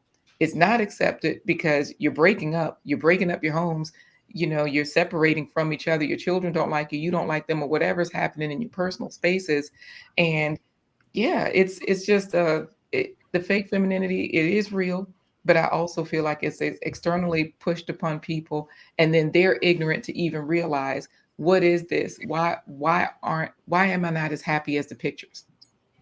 Well, Deacon Eric Spencer talked about the moratorium that's coming, and unfortunately, a lot of our women gonna be playing that song by Teddy Pendergrass, another song that he made called "The Whole World Laughing at Me." Man, why I think you singing? I told you about that singing, man. Man, you stay in your lane. That ain't your lane. Oh, it's my lane. It's my lane. That ain't your lane. Hey, listen, Chris Strongheart, and then I'll get back to Eric. You are a millennial, right? Indeed. You are a millennial. The millennial. A millennial. What did you see? What's wrong with? I think you talked about it earlier, but what's your take on the cooking? When you were married, did you get cooperation, or did you get a lot of contention? Before I answer that question, I do have a question for the sister. Everything that you outlined that you can see and that you can say is an issue with our sisters right now. Would you say that is a result of our culture? Would you say it's a cultural problem that we have been essentially projected things that have kind of trained us into being a certain way? Would you say that? Yes. Definitely so. I mean, it's one of those things where, we're all living in the same spaces. So let's say, for example, I went to church 35 days a week, so I changed that number from time to time. But my point is that I went to church all the time. So I saw a whole bunch of folks that were married or single looking to be married. They were, but they were all like, all the time in some of the same spaces, but they were also influenced from other places. They were also influenced from their jobs. So they had that job culture that was influencing them, the church culture that was influencing them, and, and wherever else, whatever other spaces they were moving in. I definitely say, if you're specifically speaking to the Black culture and how we're always, trying to find our place, our voice, and we have different oppressions, suppressions, and depressions on us. So we're always just crying out for, well, let's grab onto this, let's grab onto that. If that's what you mean, I agree with that too. There are so many factors that go into this. Oh, okay. All right. Why do you say that? And why are you I was just asking because honestly, I really want to know, being a sister, like, what's your advice for the young ladies who are out here who, are Instagramming it up, hot girl summering it up? Like, what I'm saying? Because from your opinion, you're married. Like, what is it that you see that's just like, what, I agree with y'all.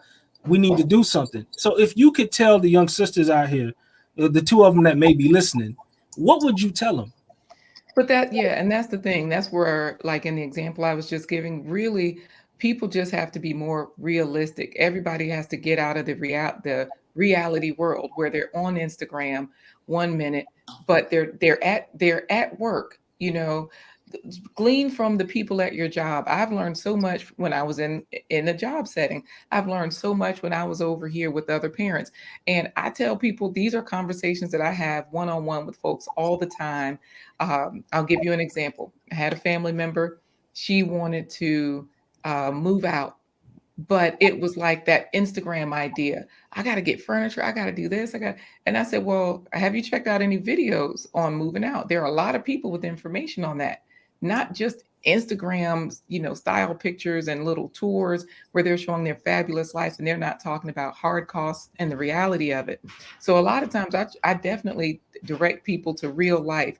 Wherever you are, glean something from those cultures, your work culture, your school culture. These folks are all doing different things, and you can look in the mirror. You're not even an Instagram person. So, but I don't tell them that part, because then they get offended. No, And tell them that. Tell them no. You tell them that. right, that too. I mean, I don't tell them like that, but yeah, I don't tell them that bluntly. But yeah, that's always my advice. Like, get into real life. Real life is here for you. Mm-hmm. Okay, I hear you. And then I think you posed a question. You said something about, so what about the men who should be looking to get married, or because you mentioned that you have daughters, right? Yes, my daughters are still young. They're like 9, 12, and 14. But But you're talking about for the future, right? In the future. yes, Right, yes. okay. Well, in that regard, personally, I can't give brothers no advice that's looking to get married. Sorry, I can't help you. All I can say, fam, is get your passport and keep it pushing. I'm sorry. That's where I'm coming from. That's all I can give you. All right. So, but in regards to what Coach was saying, like, yeah, when I was in my marriage, like, I'll be honest, like, yeah, I did deal with levels of femininity in my marriage. Like, honestly, she was one who was willing to cook and willing to clean, but a lot of the times in my situation, it was almost kind of like a tit for tat, or like a this for that situation. It was more like I would get her, like, she would cook, she would do things and stuff like that, but then it would just be like, it would almost be like a counter. Later on, it'd be like, well, how come you ain't doing this? How come you ain't doing it? How come? I'm like, yo, chill. Like, whoa, what's the problem? And just be like, it was varying levels of, she was taught, that, yeah, you should be doing this for your husband, this and that, as a woman of the house, this and that. She was taught those things, but still she had a strong cultural modern woman edge to her, to where she felt like she still had to hold it down for the team and still try to, come at your boy and check me every now and then. So we definitely had problems. I mean, so the thing about it, what the brothers are saying about the feminine energy is in regards to, traveling overseas and going to Brazil. I mean, I could give a clear example. Hey, Eric, you remember when we got off the plane, the last time we was coming in, we got off the plane, and remember all them people was walking in front of us, and then the one sister who was standing at the corner working there, and as we came around, you just say nothing to nobody else, but as soon as she saw what she said, she was that bon dia. I was like, oh yeah, we back. Yep, yeah, we back. Because I was just like, bro, we back home, bro. Because just like all of them, I'm just telling you, because the ones that work there, they'll even, I'm telling you, because some brothers have trouble even making it out of the airport. You just gotta be like, nah, family, slow down.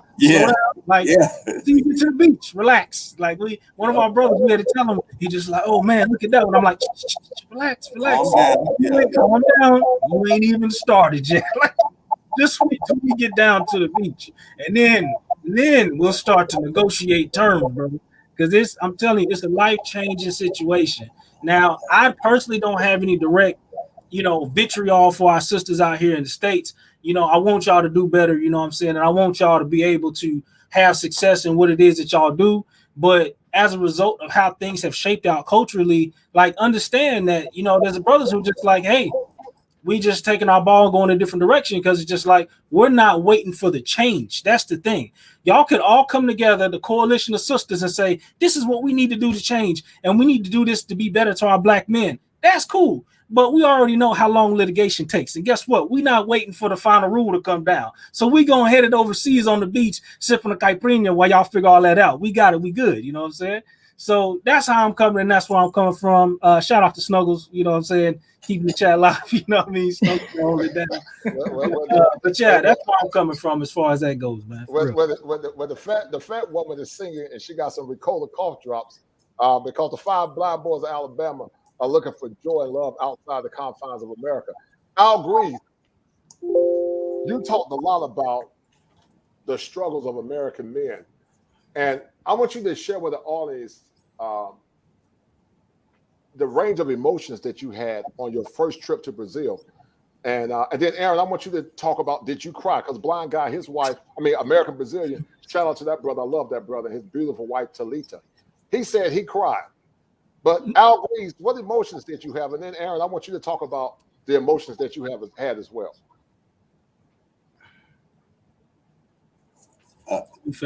You muted, Coach. Coach, you muted. Yeah, I got you. I'm here.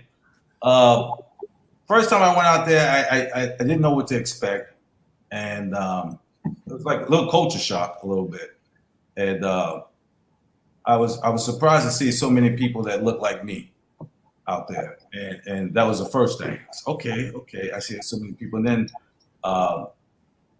going out and really looking at the surroundings, because I was under the impression that Brazil was a third world country, and looking to see more impoverished places and stuff.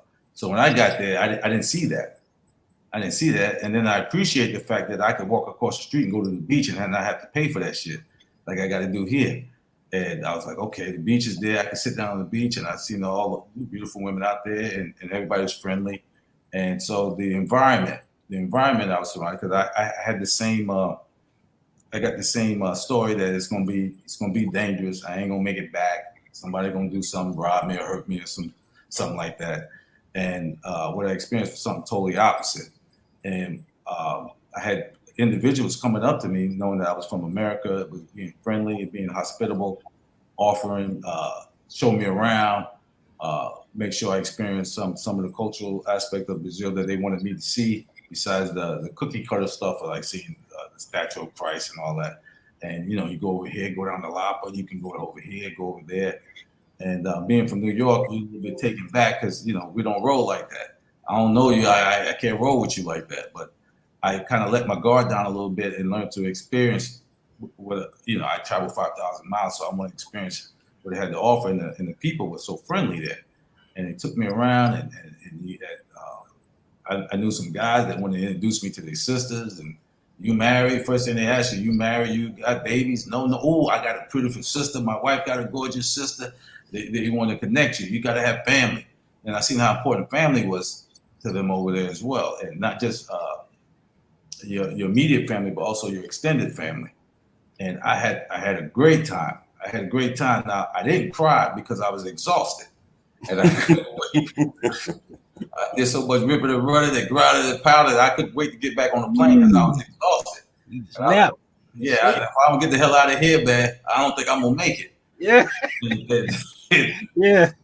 So I got back. It took me 3 or 4 days to recoup when I got back to the States. Now, when I went back my second trip, and I kind of slowed down a little bit and take more of it in, then I got kind of, I didn't cry. I got a little bit depressed that, damn, I got to leave here. And, I started, wanted to savor every little aspect and every moment, and got depressed when it was time to leave. And now it finally hit me. That's what Dr. King was talking about when he was on the mountaintop. He might not get there with me, but he's seen him, and it's over there. I came back and shared the good news. Second time I came back, I wanted to share the good news with everybody, my boys, family members, whoever listened to me. And then I seen the reaction from their significant others, and looking at me funny and strange, and why you got to go over there? I got disposable income. I can go to hell anywhere I want to go. And I chose to go there. So I don't owe you an explanation about my travel habits. And it became, they didn't want me around. I see my boys started acting funny towards me, and my wife feels some kind of way, my girl, about what? And she afraid I'm gonna tell you good news and you're gonna go with me. You're go back. Facts. So the shit you tolerate, the shit they tolerate, nowhere in hell I tolerate that, but they happy, I'm happy for you. I told them, listen, I got to come around, and then, like I said, good brother Charles Tyler put that Black Man's Option community together, so I found like-minded individuals when I joined there. And their brother was like, yeah, I go with you. We going out there, so we having a good time. I don't get the press anymore, or get to the fact of wanting to let out my emotion, crying and all that stuff, because I changed my whole philosophy. So when I come back here, I don't run the club, I don't run the streets, I don't do none of that stuff. That money goes into my pity, so I can go to Brazil 2-3 times a year, as much as time as I want. I have some flexibility in my schedule that allows me to do that because of my skill set. So I don't get depressed. I just, when it comes out to, hey man, they got the new J's, you get in line. No, I'll take that $300-400 when I get down there, turn that into 2,000 reais. I'm good. No good. And I changed from the Nikes and the Jordan game to wearing flip flops. All I need is a brand new pair of flip flops and some Bugs Bunny and Mickey Mouse T-shirts. I'm good to go. And that's another thing I appreciate over there. They don't value all that materialistic shit that we value here. And it's the quality of life is way better there because they don't value none of that stuff. I ain't got to have Gucci this, Gucci that, all that on for me to feel like I need to get that on to have some play. Like everybody say, I walk around with got that Bugs Bunny and Popeye shirt on and it's clean and it's brand new, it's fit, but that's all I need. And the rest of that money I spend experiencing life and enjoying myself. Now, Thailand was a different experience because when I was dealing with the women there, I met a young lady I took out. We was at the club. I took her out for breakfast after we left the club, and fumbling over the menu, not sure what I wanted to eat, but she ordered before me. And when her food came, she refused to touch her food until I got my food first. And I said, "No, you can go ahead and eat." She said, "No, I'll wait for you to get yours. You were kind enough to take me out for breakfast. The least I could do is wait for you to get your food." I said, "Oh, okay." And I grew up in a large family. I got 4 older brothers, man, and you can tell aside we all big dudes in the house. We would eat, and if you ate slow, they get in your plate, take your food off your plate. So I eat kind of fast. So I had knocked my food down, and she looked at me and she was like, "You want some of my food?" And I thought she was being funny at first. She was like, "No, if you didn't have enough, here, you can take mine." And I appreciate that. She like, you was kind enough to pay for the meal. At least I can have some respect, show you some respect and my appreciation towards you. So if you didn't have enough, you ain't got to order more. You can take some of mine. And wiping my mouth, I'm eating that, not knowing, because I drinking that Hennessy and all that shit. They didn't know, she wiped my mouth for me while I'm there, make sure. I was like, wow, I like this. I can get used to this. I will be highly productive and make sure. I come from that family. Make sure the men that I grew up around, my pops, grandpops, and people I was around were highly productive. My father had 7 kids, so he didn't have hobbies. He wasn't out there playing with a camera or I got this. He worked 7 days. He worked 7 days to make sure we had. My grandfather, he worked 7 days, and still to make sure his grandkids had. So I've been around men that were always productive, always moving and take care of your family. And my father taught me something a long time ago. He said, "Listen, son," I was 15. He told me, kissing on a little chick there. He said, "Listen, I'm gonna tell you something now. If you can't get up with them, don't lay down with them. Don't lay down with them if you can't get up with them." And I was like, "What you mean? What you engage in it, there's a lot of responsibility that come with that." And he told me, he said, "Well, you don't get it. I'll help you out. Would you like a dog?" Yeah, shit, dogs gotta get a dog. The family need a dog. You got the dog, and he's like, "No, that's your dog." So that's my dog. Yeah, it's not the family dog. That's your dog. Your dog needs some dog food. Shit, I ain't got no money. Well, my car need washing. You can go ahead and wash my car for me and vacuum it out and get some money. He gave me some money, and I go up there and get your dog some food. God damn. I wanted to go play sports after. Hey, your dog need walking. He's been in the house all day, so when you come home from school, make sure you go walk the dog. I said, "Damn, this dog is an inconvenience. You get rid of this motherfucker." He saw I was upset because a lot of times, hey, the family going out. Like, "Oh yeah, we about to go. Who gonna walk your dog? Who gonna look out for your dog? Your dog didn't eat. They didn't do all this." I'm like, "Man, I gotta stay here." Yeah, you gotta take care of your dog. You said you wanted the dog, and I got the message. He saw it too, and the dog ran away. The dog, I was so goddamn happy. I was so happy. My father, I came home. He said, "Man, your dog got out the house. We don't know what happened to your dog. Your dog ran away." Oh, I was so happy. But I had to play it all. Oh, goddamn, that dog gone. Listen, I can go here. I can go do what I got to do. But I got the message, and I didn't leave babies all over the place. And the crazy part about that, because when I do interviews and people talk to me about my product and they ask me if I have any kids, first they want to assume that I must be gay because I don't have kids all over the place. I ain't got 3-4 baby mama drama and shit going on. And I said, that's just being responsible. I'm just being responsible. So I don't know what the hell that got to do with anything. Oh, you ain't got baby mama. You must be this. And that's the culture. That's the bad side of the culture. And that's most of the time that is accepted here. And one more thing I just want to say that I appreciate in talking about the feminine energy over especially in Latin America. You see that a lot, Aaron, over there in Latin America. You speak to women differently the way you speak to men. Language, how you speak to a woman is totally different how you speak to men. Over here, we speak to women and men the same way. They have certain languages you use for men, and over there you use for women. When you go to the bathroom, it says masculino, that's for you. Femenino, that's for her. That's for her over there. And that's why you see the way they carry themselves with so much feminine energy, and even in the dialect, how they communicate with one another, they speak differently. You speak different to a woman where you speak to a man. Aaron Ferry, I want you to break it down, brother, and give your synopsis about the emotional catharsis that you had when you left the countries abroad. Oh man, well, my first experience when I left Brazil, I was actually excited because I felt like I had discovered something. You know, it was an excitement to say, "Oh man, I discovered this out here." I was ready to go back so I can get my stuff together, so I could spend longer periods of time overseas. It just got my whole head spinning because, you know, growing up as a young black boy, you don't really hear about brothers outside the military exploring the world, you know. But then when you would talk to them, they'll say, "Hey, I've been here, I've been there, I've been to Japan." And they'll tell you these stories. You're like, okay, that sounds interesting, but you didn't see no visuals until later on when YouTube came about and Facebook came about. You was able to see, like, okay, so it is another world outside of Atlanta, Georgia, outside of my little location. So I didn't cry when I first left Brazil, man. I just was really excited because I knew I had a life-changing experience. Only thing that I did was when I did go to Brazil, I kind of knew I was done with dating domestically. You know what I'm saying? Like I was like, okay, I can't go backwards. You know, it's going to be very difficult for me to find a woman that's going to do what these women do for me here in Brazil and South America in general, even the Dominican Republic, which I spent a lot of time in too. So that's the only thing, man. It was a life-changing experience, and I knew I had changed forever. I knew I was going to set myself up to be able to come over here and live overseas for long periods of time. And by opting out of dating in the States, I was able to save money and able to invest my money in order to put myself in a position where I could get residual income.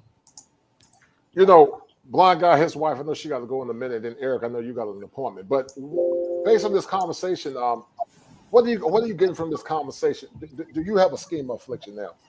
But what are you getting from this conversation about what the panel of men are saying? And how has it radically changed your perception of what American men are actually getting and what they actually want? And I know you got to go, so go ahead, dear. That's for me. I thought you were giving it to the brother first. It's for you. It's for you. Oh, and then okay, Eric has to leave, but go ahead. I know you got to go too, but yeah, I'll make mine brief because I really do have to cook. I cook every day. I cook often. I enjoy it. Yes, and Preach.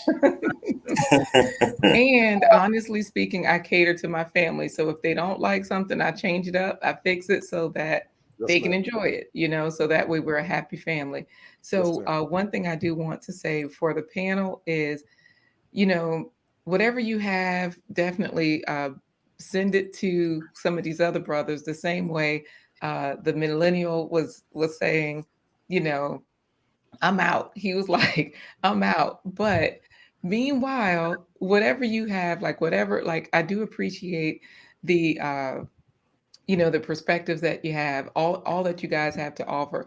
But I will say that's a part of the reason why some of the ladies here act the way they act is because they feel like, well, I want these guys, the four here on the panel, this is my model man.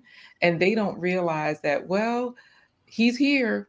You might just have to grow with him. You all sound like you have grown, like you're saying, nope, I'm not in line for the sneakers. I'm not, you know, just staying here in the States. I'm moving around. I'm taking advice. I'm leveling up. I'm getting my education. Let other brothers know to please do the same because the sisters are telling the other sisters to do that. And that's where a lot of the imbalance is. I'm not saying the brothers aren't telling the brothers to do that, but it gets the sisters to believing, well, now that I'm here, who else do I have? And so just so that you all know, I'm starting as of today listening to you, the fund for me and my family to go abroad. So look for the GoFundMe, or I might do Patreon. I'm gonna do something because we leaving too. If y'all leaving and and y'all are a representation of what we got left here in the country, dog, I guess we got to go somewhere too. We do have our passports already. Our first stop is Ghana, so we won't be in South America. But hey, we leaving too. We getting out of here because you know exactly what you were just saying about the culture is different abroad. It's the same thing in Ghana and Kenya and Tanzania. Some of the countries we've looked at, they value the people, the women respect the men are there to honor and protect. It's an American issue that we're battling here. Yes, And ma'am. so I definitely respect your opinions. I understand why you're like, let me get on the first thing smoking, you know, be like Pop Smoking Ghost, you know. Right. Well, So listen. I appreciate you. Thank you. Yes, ma'am. It was a pleasure that you came on the platform, and I'm going to do a show soon, parroting some of the sentiments of women dying alone. I want to have you on My Vivid Life, and also my Black Girls Getting Their Shift Together. It's going to be a pink edition, no pun intended. But thank you for coming on, and I love your insight. And I want you to see this kaleidoscope, and please share my content to as many conscious women and conscious men as you can, as I seek to grow this platform to hopefully 2,000 at some point. But I'm grateful for you coming on, and thank you for your insight, okay? Yes, thank you. Thank you, gentlemen. All right, thank you, ma'am. Deacon Eric Spencer. Deacon Eric Spencer. But listen, hold on, before you go to E, I got to run as well, man. Yes, sir. Okay, I know. Yes. Listen, man, I appreciate you, brothers, man. E, I see you in a couple of months. Chris, hopefully I see you out there too. Aaron, you better hop on the flight and jump over, man. So you should come out there, ride out with us too, man. Oh yeah, most definitely. I'll be in Brazil soon. Trust me. Yeah, most definitely. Come on out, bro. Come back to heaven, man. Come back to heaven. Thank you, Grease. I appreciate it, King. All right, Coach. All right, Eric. I know you got to go. Give your closing responses to this diverse panel, man. And I want you to add your part before you leave. I know you got to go too. Yeah, no. Like I said, these chats are good on multiple levels. And I'll say this. I said it behind closed doors, but I'll say this out in public, that the benefits of us traveling, Black men traveling, is one, we're expanding our options and our perspective on the world and where we're represented in it. Two is being with like-minded brothers. The reason why for our things that we do with the group trips and all the other stuff, a lot of people think it's just because you guys just want to go together and do this and do that. No, you're networking with people that you never would have met before. That means you're creating new friendships and opportunities to build, to be entrepreneurial, to do different things and move in the same direction. Like you're finding like-minded guys that you don't have to sift through, and people that you never would have even come in contact with on these excursions. And now you have a community where we're reaching out and having more and more Black men coming together. And everybody wants to have something nice on their elbow, but that is not the end game. The end game is for us Black men to continue to become better people, get back and leading our communities, and network with like-minded brothers. I know everybody wants to be the King Kong of the group. That's cool. But for us as Black men, we are in the unique position, especially traveling back Black men, to network, leverage all our finances and skills that we have to create a new community outside of the matrix. Right. To me, that is the most important thing. And that's why I reach out to Aaron, I reach out to other brothers, Bacchus to them, and different guys, because I feel like we are too talented. We have too many resources. We're too educated, and we understand the dynamics of the matrix, and that we're unable to build in it. So when you get somebody to travel, you open them up to a little bit. And then when they see other brothers that are established and they have other skills, now we can invest in with you. So now you have other brothers that really want to be husbands. It's okay.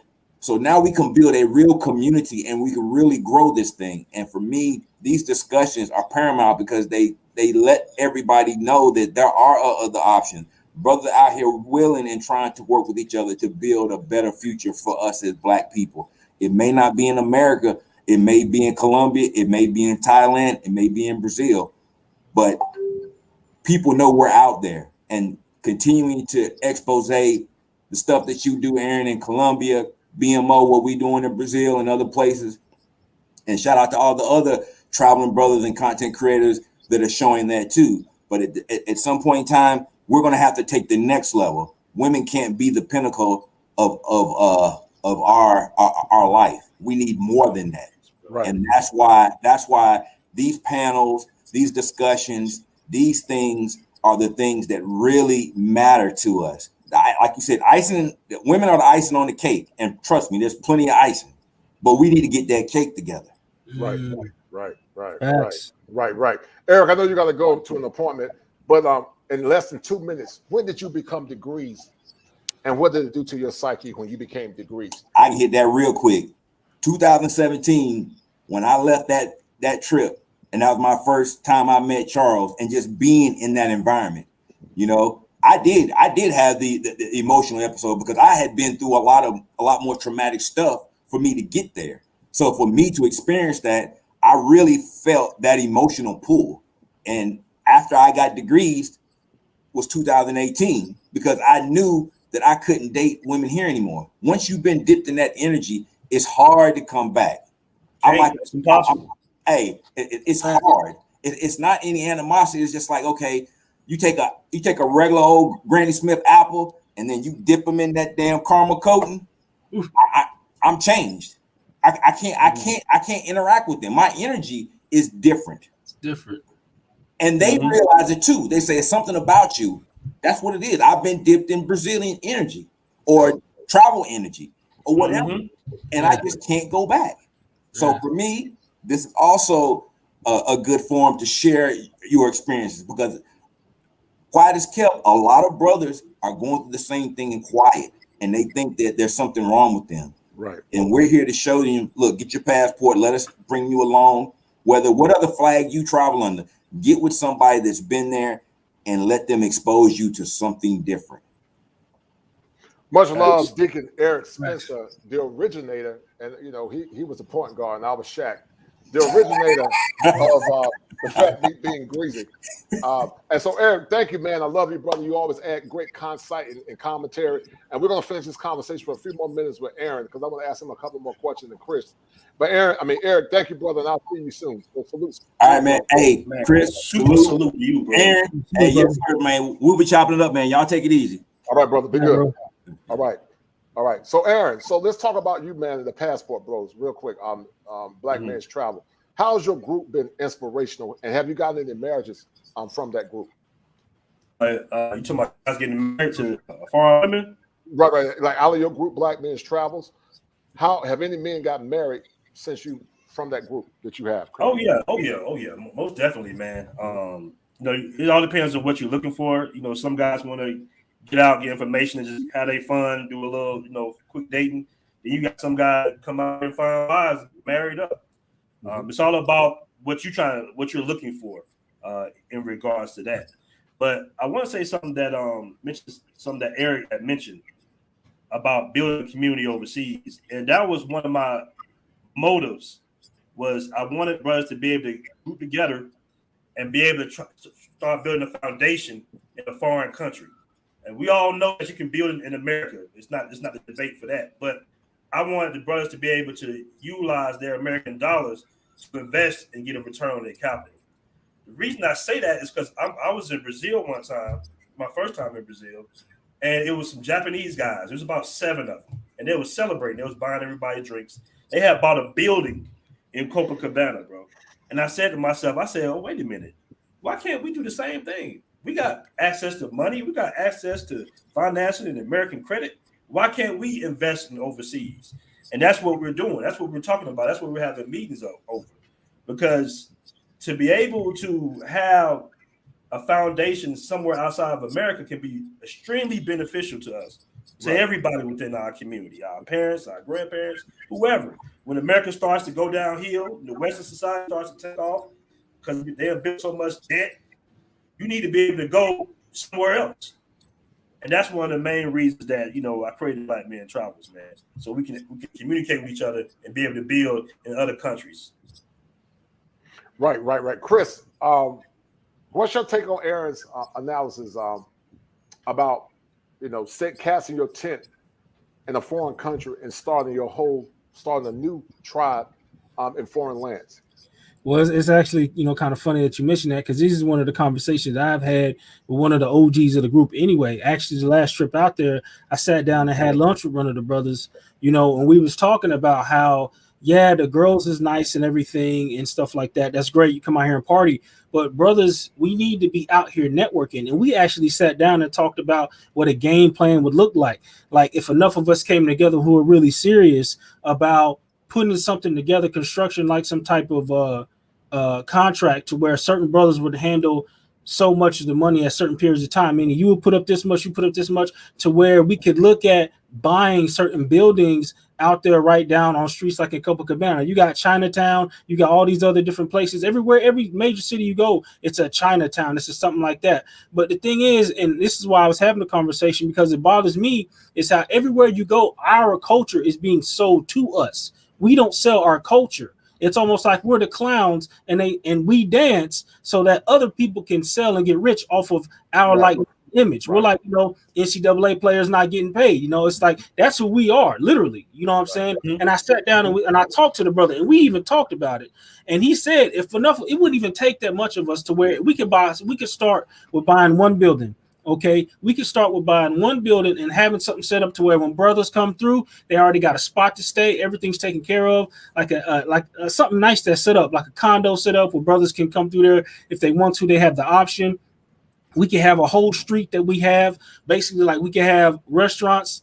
There's one of our brothers who wants to do a bar. He wants to set up a bar and bring like cultural drinks that's like from Black America down into South America, because one of the biggest things he was on, he's like, bro, ain't no Hennessy down here, I ain't gonna make it. So that was his biggest thing, what I mean? He wanted to do that. And there's definitely things that we could do, like we could have like a hip-hop store, like, because every time you travel and you go places, they are wearing our stuff. Like they are wearing, the fitted caps, they wearing, like, they trying to swag it out like us. And everywhere you go, just imagine if there was like one of us as a representative in those stores, like owning a store, selling the merchandise, with our brand. Like imagine like a BMO BMT collab shirt, and we're actually selling the swag in stores in different places like Colombia and Brazil. Imagine us. That those are the real conversations of what these forums are for. The conversations are being had. I mean, on the surface, the people who don't understand it, like, oh, y'all just going down there chasing women. Let me tell you something. There's real networking going on. And honestly, before I had even went with the group, I had already been down to Brazil like 4 times. So basically my 5th trip down there was with the group. And my biggest thing about going is like, there's a lot of brothers in here who have intelligent minds. We should network. We should build. And as a result of that, I'm right here talking to Coach, talking to Aaron. And Aaron, shout out to you, brother, because I was following your material for like years, bro. Like I've been listening to you about keeping up what's going on with things that's going on out in Colombia.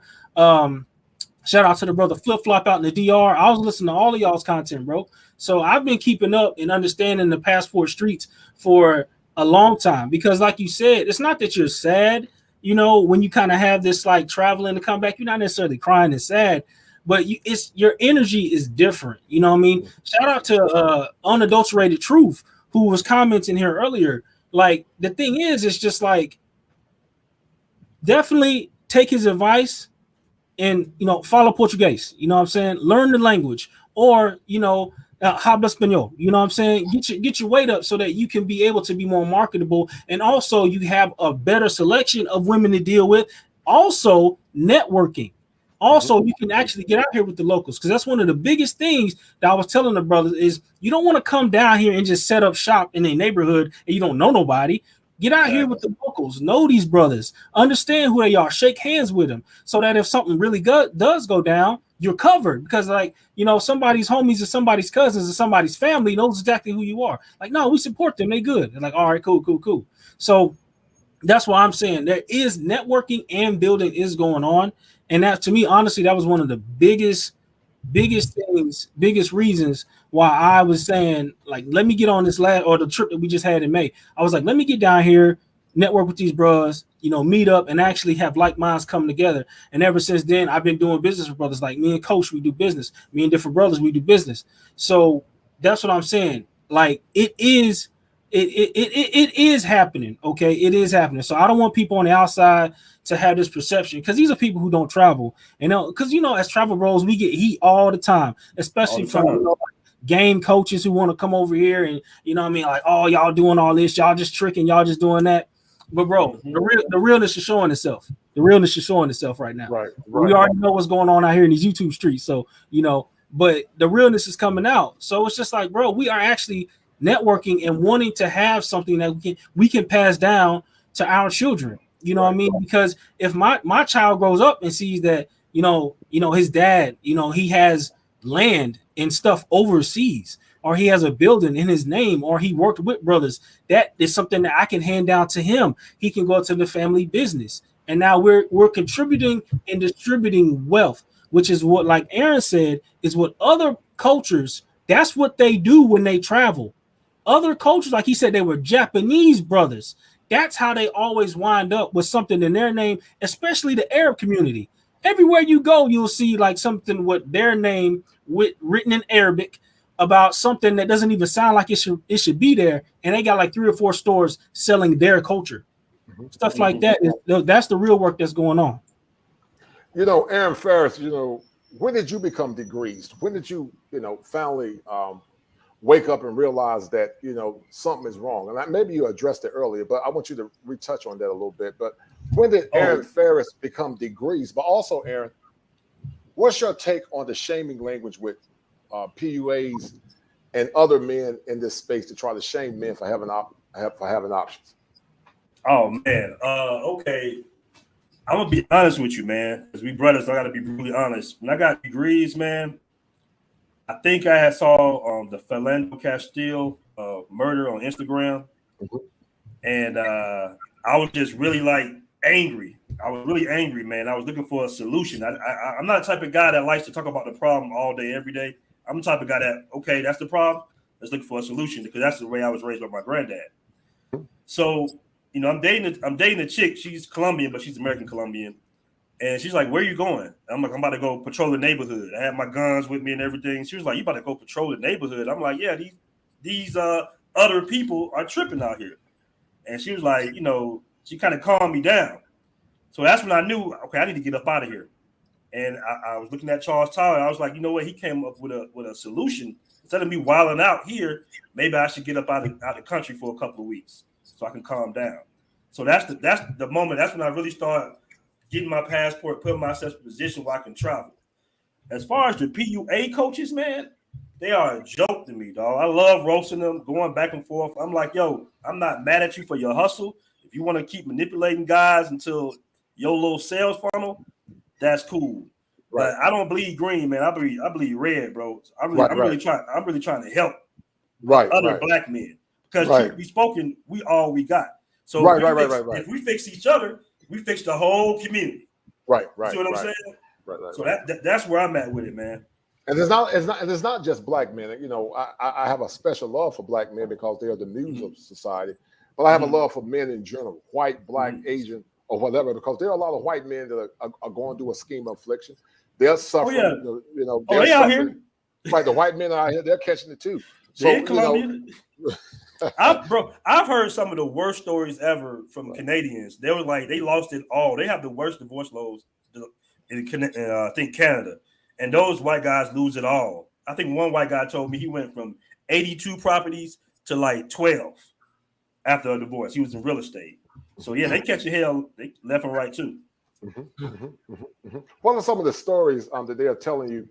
And what did you think about the latest thing with the Dale Curry situation?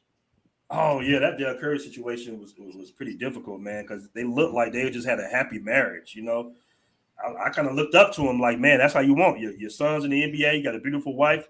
I thought they were doing it, man, but unfortunately, it's always something behind the veil. There's a lot going on. You never know what that man's going through with his woman or his wife. It might look good on the surface, but it's always, something more. And for me, I would never ever see he's been married, but I would never get married in America, especially if I have any type of wealth. I wouldn't get married in America in general, but if I was in a position where I really had wealth and resources, I definitely wouldn't get married in America. Some of the horror stories that I've heard from some of these guys out here. It's just bad divorces. You know, feminism getting unchecked. You know, crazy. Just a lot of crazy stuff, man. Like these white guys be like, no matter what you do, never, ever, ever get married in Canada. Right. They will rape you, torture you. You will leave with nothing. And the same thing in America. Right. And it's unfortunate, you know, because I think at the core, most men just want a decent woman that's going to love them, that's going to honor them and help them build. Mm-hmm. But unfortunately, a lot of our women have been sabotaged. They've been hoodwinked. They've been bamboozled. Like Mr. Palmer say, shout out to Mr. Palmer. And because of that, there's going to be a recompense for their error. Mm-hmm. Chris Strongheart, we're going to leave in a couple of minutes. And Aaron, man, it's a pleasure, man. We got to do this show again. I love your energy, man. You got a good heart, man. I'll follow your information as well. And please share this show with your Black Men Travels brothers, man. Yeah, most definitely. Tell them to like and subscribe to my channel. Help me grow. Because you're not going to find too many licensed clinical therapists doing what I'm doing. Most won't even touch these subjects.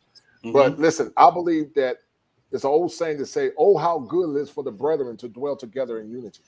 And you're 100% correct. Some have their main purpose is money. And I'm not against men making money. Don't get it twisted. But you should have a genuine love and desire to help brothers rise, or all men rise, from the morass of this current culture that we're living in. But Chris Strongheart, we're going to leave in a couple of minutes. What did you get out of this show? And tell me how it's been inspirational. How has this platform been inspirational to you? And also tell the audience about your channel as well, Chris. Well, first of all, it has been a great show. It's good to see brothers come together and, congregate, like we say, meeting of the minds, if you will, talk about building, talk about what's really going on out here in these YouTube streets, because we didn't always have this platform to be able to do so. Like you said, men are waking up, men are comparing notes, and now we're starting to, I say, take back what we lost, it's good to see it start to come together. You see many more brothers starting to get online with the platform. They're starting to build their channels.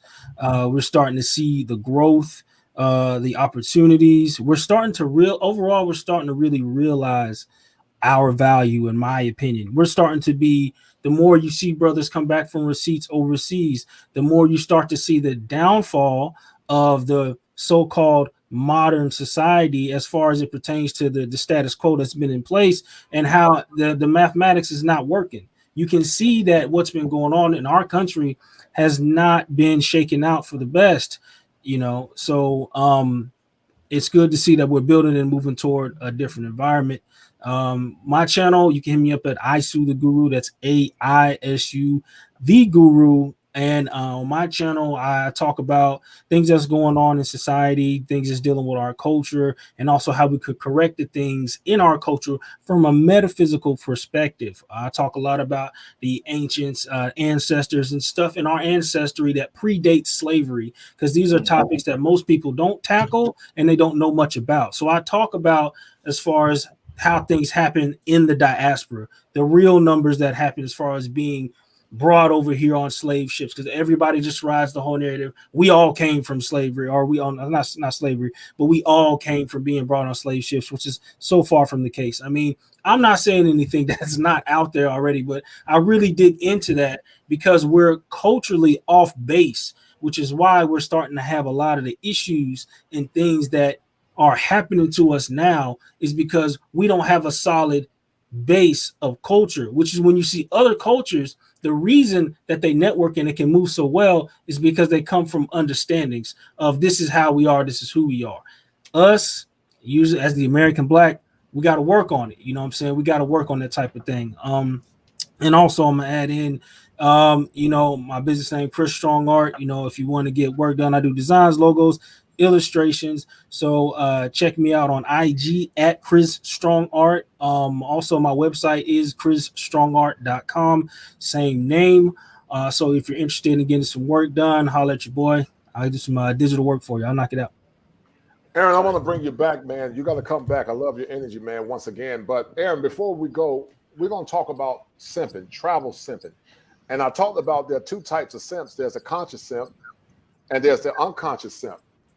The conscious simp stands for sacrificing important masculine principles. The conscious simp knows what he's doing because his gut is telling him that it's wrong. But he's so mesmerized by what he sees or what he think he should do, then he become a victim of his own ignorance. The second one, Aaron Ferris, is called the unconscious simp. And that more or less symbolizes supplementing irrational male patterns because he's not standing on male patterns, male principles. I want you to talk about passport simping real quick, and then we're going to leave the show. But before we leave, guys, please get the likes up. If you haven't donated, please donate to $7 Smalls, or hit me up on PayPal, because these shows are time consuming, as I'm a licensed therapist, and I really enjoy helping and empower these brothers. And then also, if you don't have any money to share my content. That'll be the way that you can pay me. Help me get to 2,000 at some point. Help me get to 10,000. Help this channel grow so the men like me, Aaron Ferris, and Chris Strongheart, we can work together as brothers to empower other men. But I want you to talk about passport simping, because a lot of men are messing the game up because they don't understand that a woman and her hard drive is all the same. Let's talk about the passport simping real quick, brother. Man, it's funny, man, because I had a conversation with a friend of mine this morning, about that very subject, passport simping. And we was trying to figure out, like, why is this happening? Because guys be actually falling out over women out here. And it's like, it's the fact that it's like when you travel, man, most of the time you go and date a certain woman in the States, you dating 4, 5s, and 6s, and then you take that, you get your passport, you travel to another country, now you dating 8, 9s, and 10s. So it's a little difference, you know. You gotta be able to handle a woman's beauty, man. You gotta hypnotize yourself and be like, okay, I know she's beautiful, but the game's still the game. Like you said before, right. They are hardwired DNA. They want protection. They want provision. Yes, they sir. Want to come up. That's the way women are. I don't care how much they like you at the time. Right. You know how women are. So yeah, some guys, man, they lose it. Like I said, I've seen friends fall out over women here in Colombia, women that are available for everybody. So, you know, it happens, man. It happens. You have to adjust. You have to follow the rules of dating a beautiful woman, no matter where you at in the world. This is where it is, man. You got to toughen up that heart a little bit. The game's still the game. Game's still the game. Game's still the game, man. I don't care where you at on this beautiful earth. Yeah. You know, your heart got to be in the right place before you travel and go to a place like Brazil, Colombia. That's why I tell brothers, say, hey, your heart got to be in the right place, because they'll get you. Like, you'll still fall prey to the same things. You got to be careful out there in them streets, because careful, boy. They know the game too. They just like, because they're gonna watch you. They're gonna be like, oh, you gonna buy that for me? You gonna buy that for me? So buy me that iPhone. Oh, buy me that Gucci bag. Oh, buy me. If you let it, I'm telling you, if you're not strong enough to tell her no, and you all mesmerized by her beauty and her accent and she Colombian, okay, all right, she gonna use it all to her advantage because she know that she got you. And you're gonna be in the same situation in a different country, and you ain't want that, bro. In every country, there's a term or a word for simp. Here it's like cabroni or something, but it's a word for it. Yeah, it's a word for it. So it's simps all over the world, man. It's simps all over the world. Aaron, tell the audience about your channel and how they can reach you, brother. Yeah, check me out at Black Men Travels on YouTube, man. We got a decent little following, about 10,000 subscribers, going towards 11,000.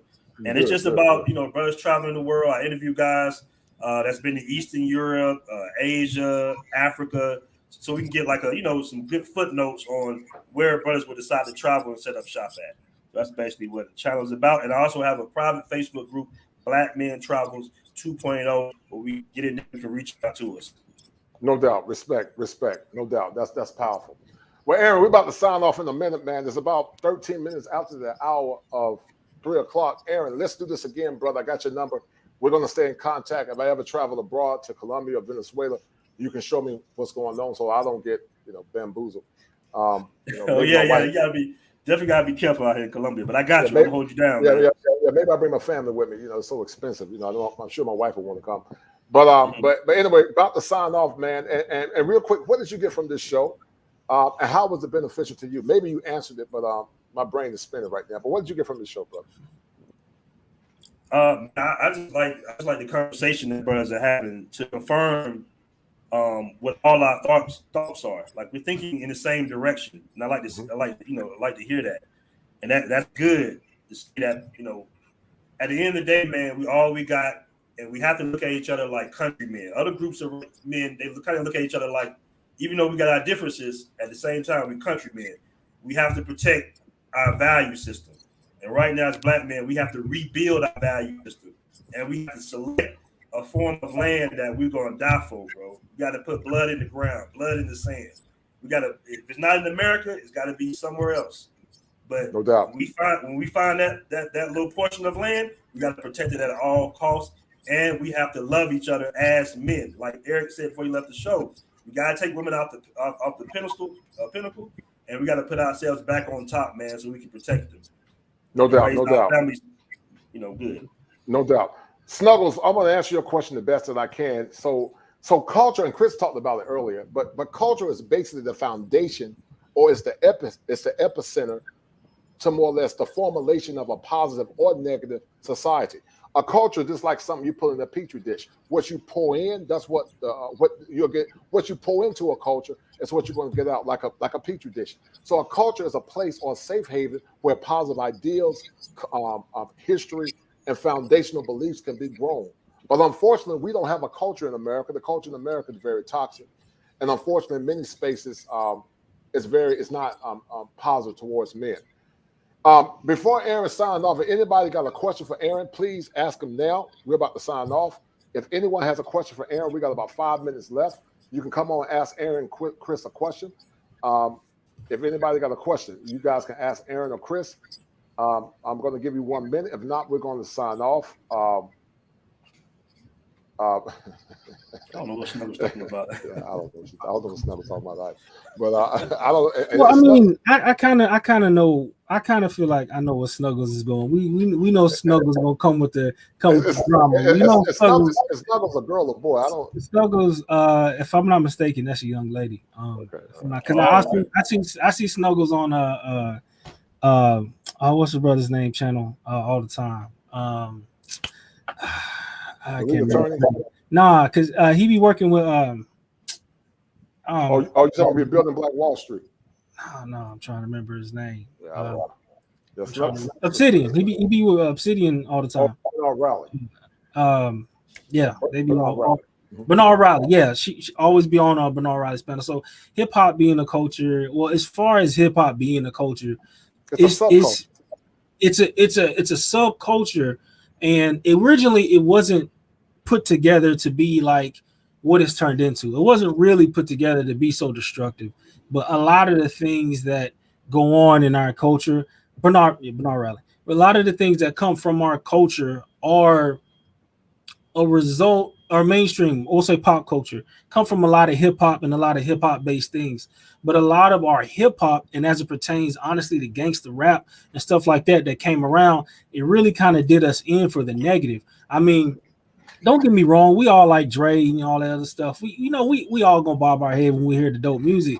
But at the end of the day, we got to be, like cognizant enough to understand that like the history and the origin of how all this came about, honestly, it wasn't on good terms.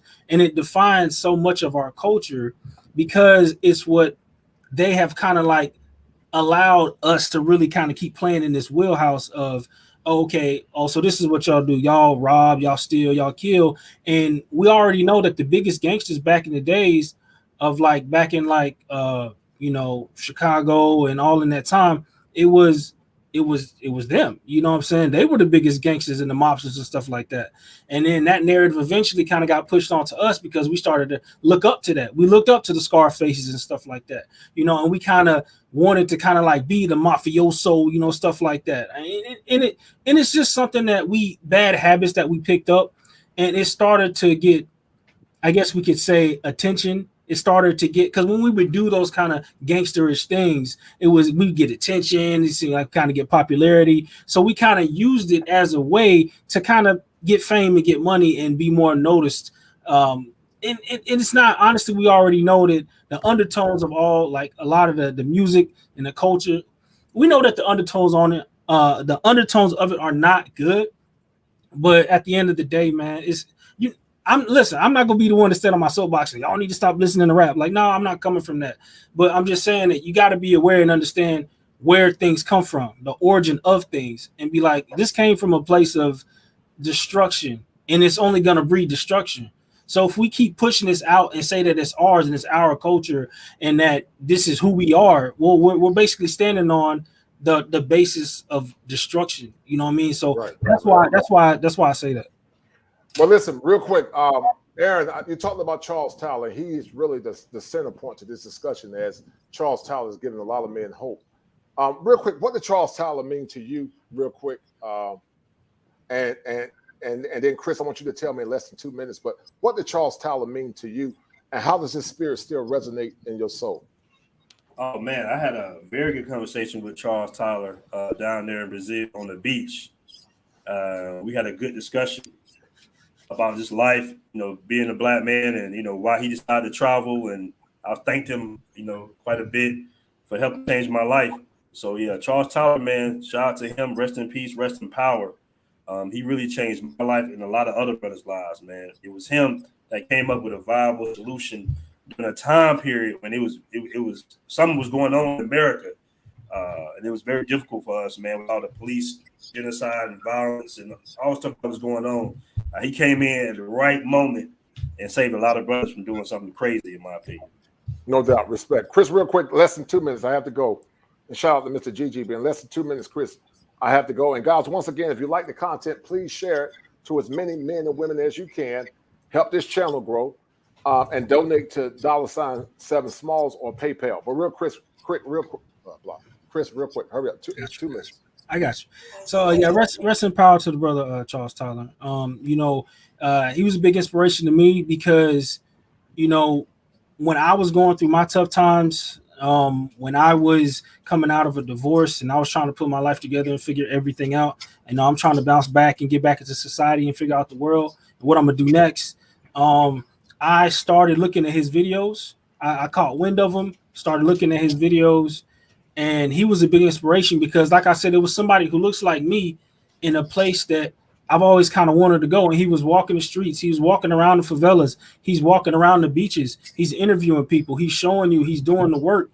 And seeing him there was like such a big inspiration in all the videos and all the talks. And that's honestly how I first came across Frustrated and Al Grease and everything that was going on at that time. And unfortunately for me, I had just caught up with the brother right before he passed away. You know what I'm saying? I'd say maybe like a few months before he passed away is when I really started digging into his content, just to find out that he was gone by the time I was really in a position to, really start to embrace his content. But I eventually, was able to travel.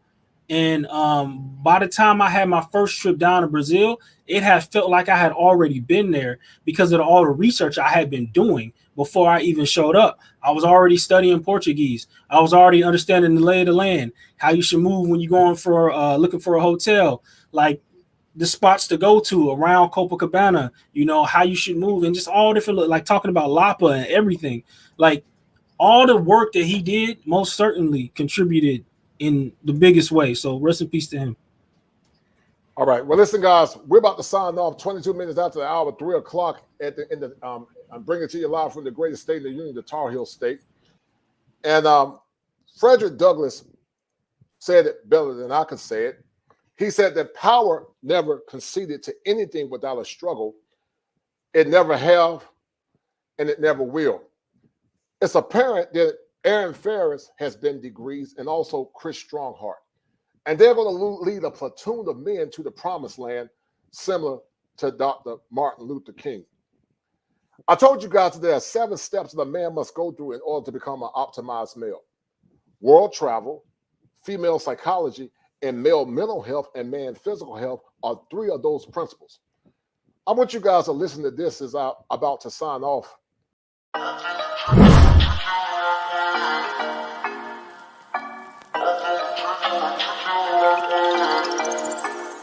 4 in the morning, you got me up, all cause you need to talk. To 4 in the evening, wanna break up, say that you've had enough. I'm tired of talking, again and again, argue about everything. You are my darling, this kiss and make up, I know you wanna touch. You call me every night, call me every day, I just wanna get you alone now. Trust me when I say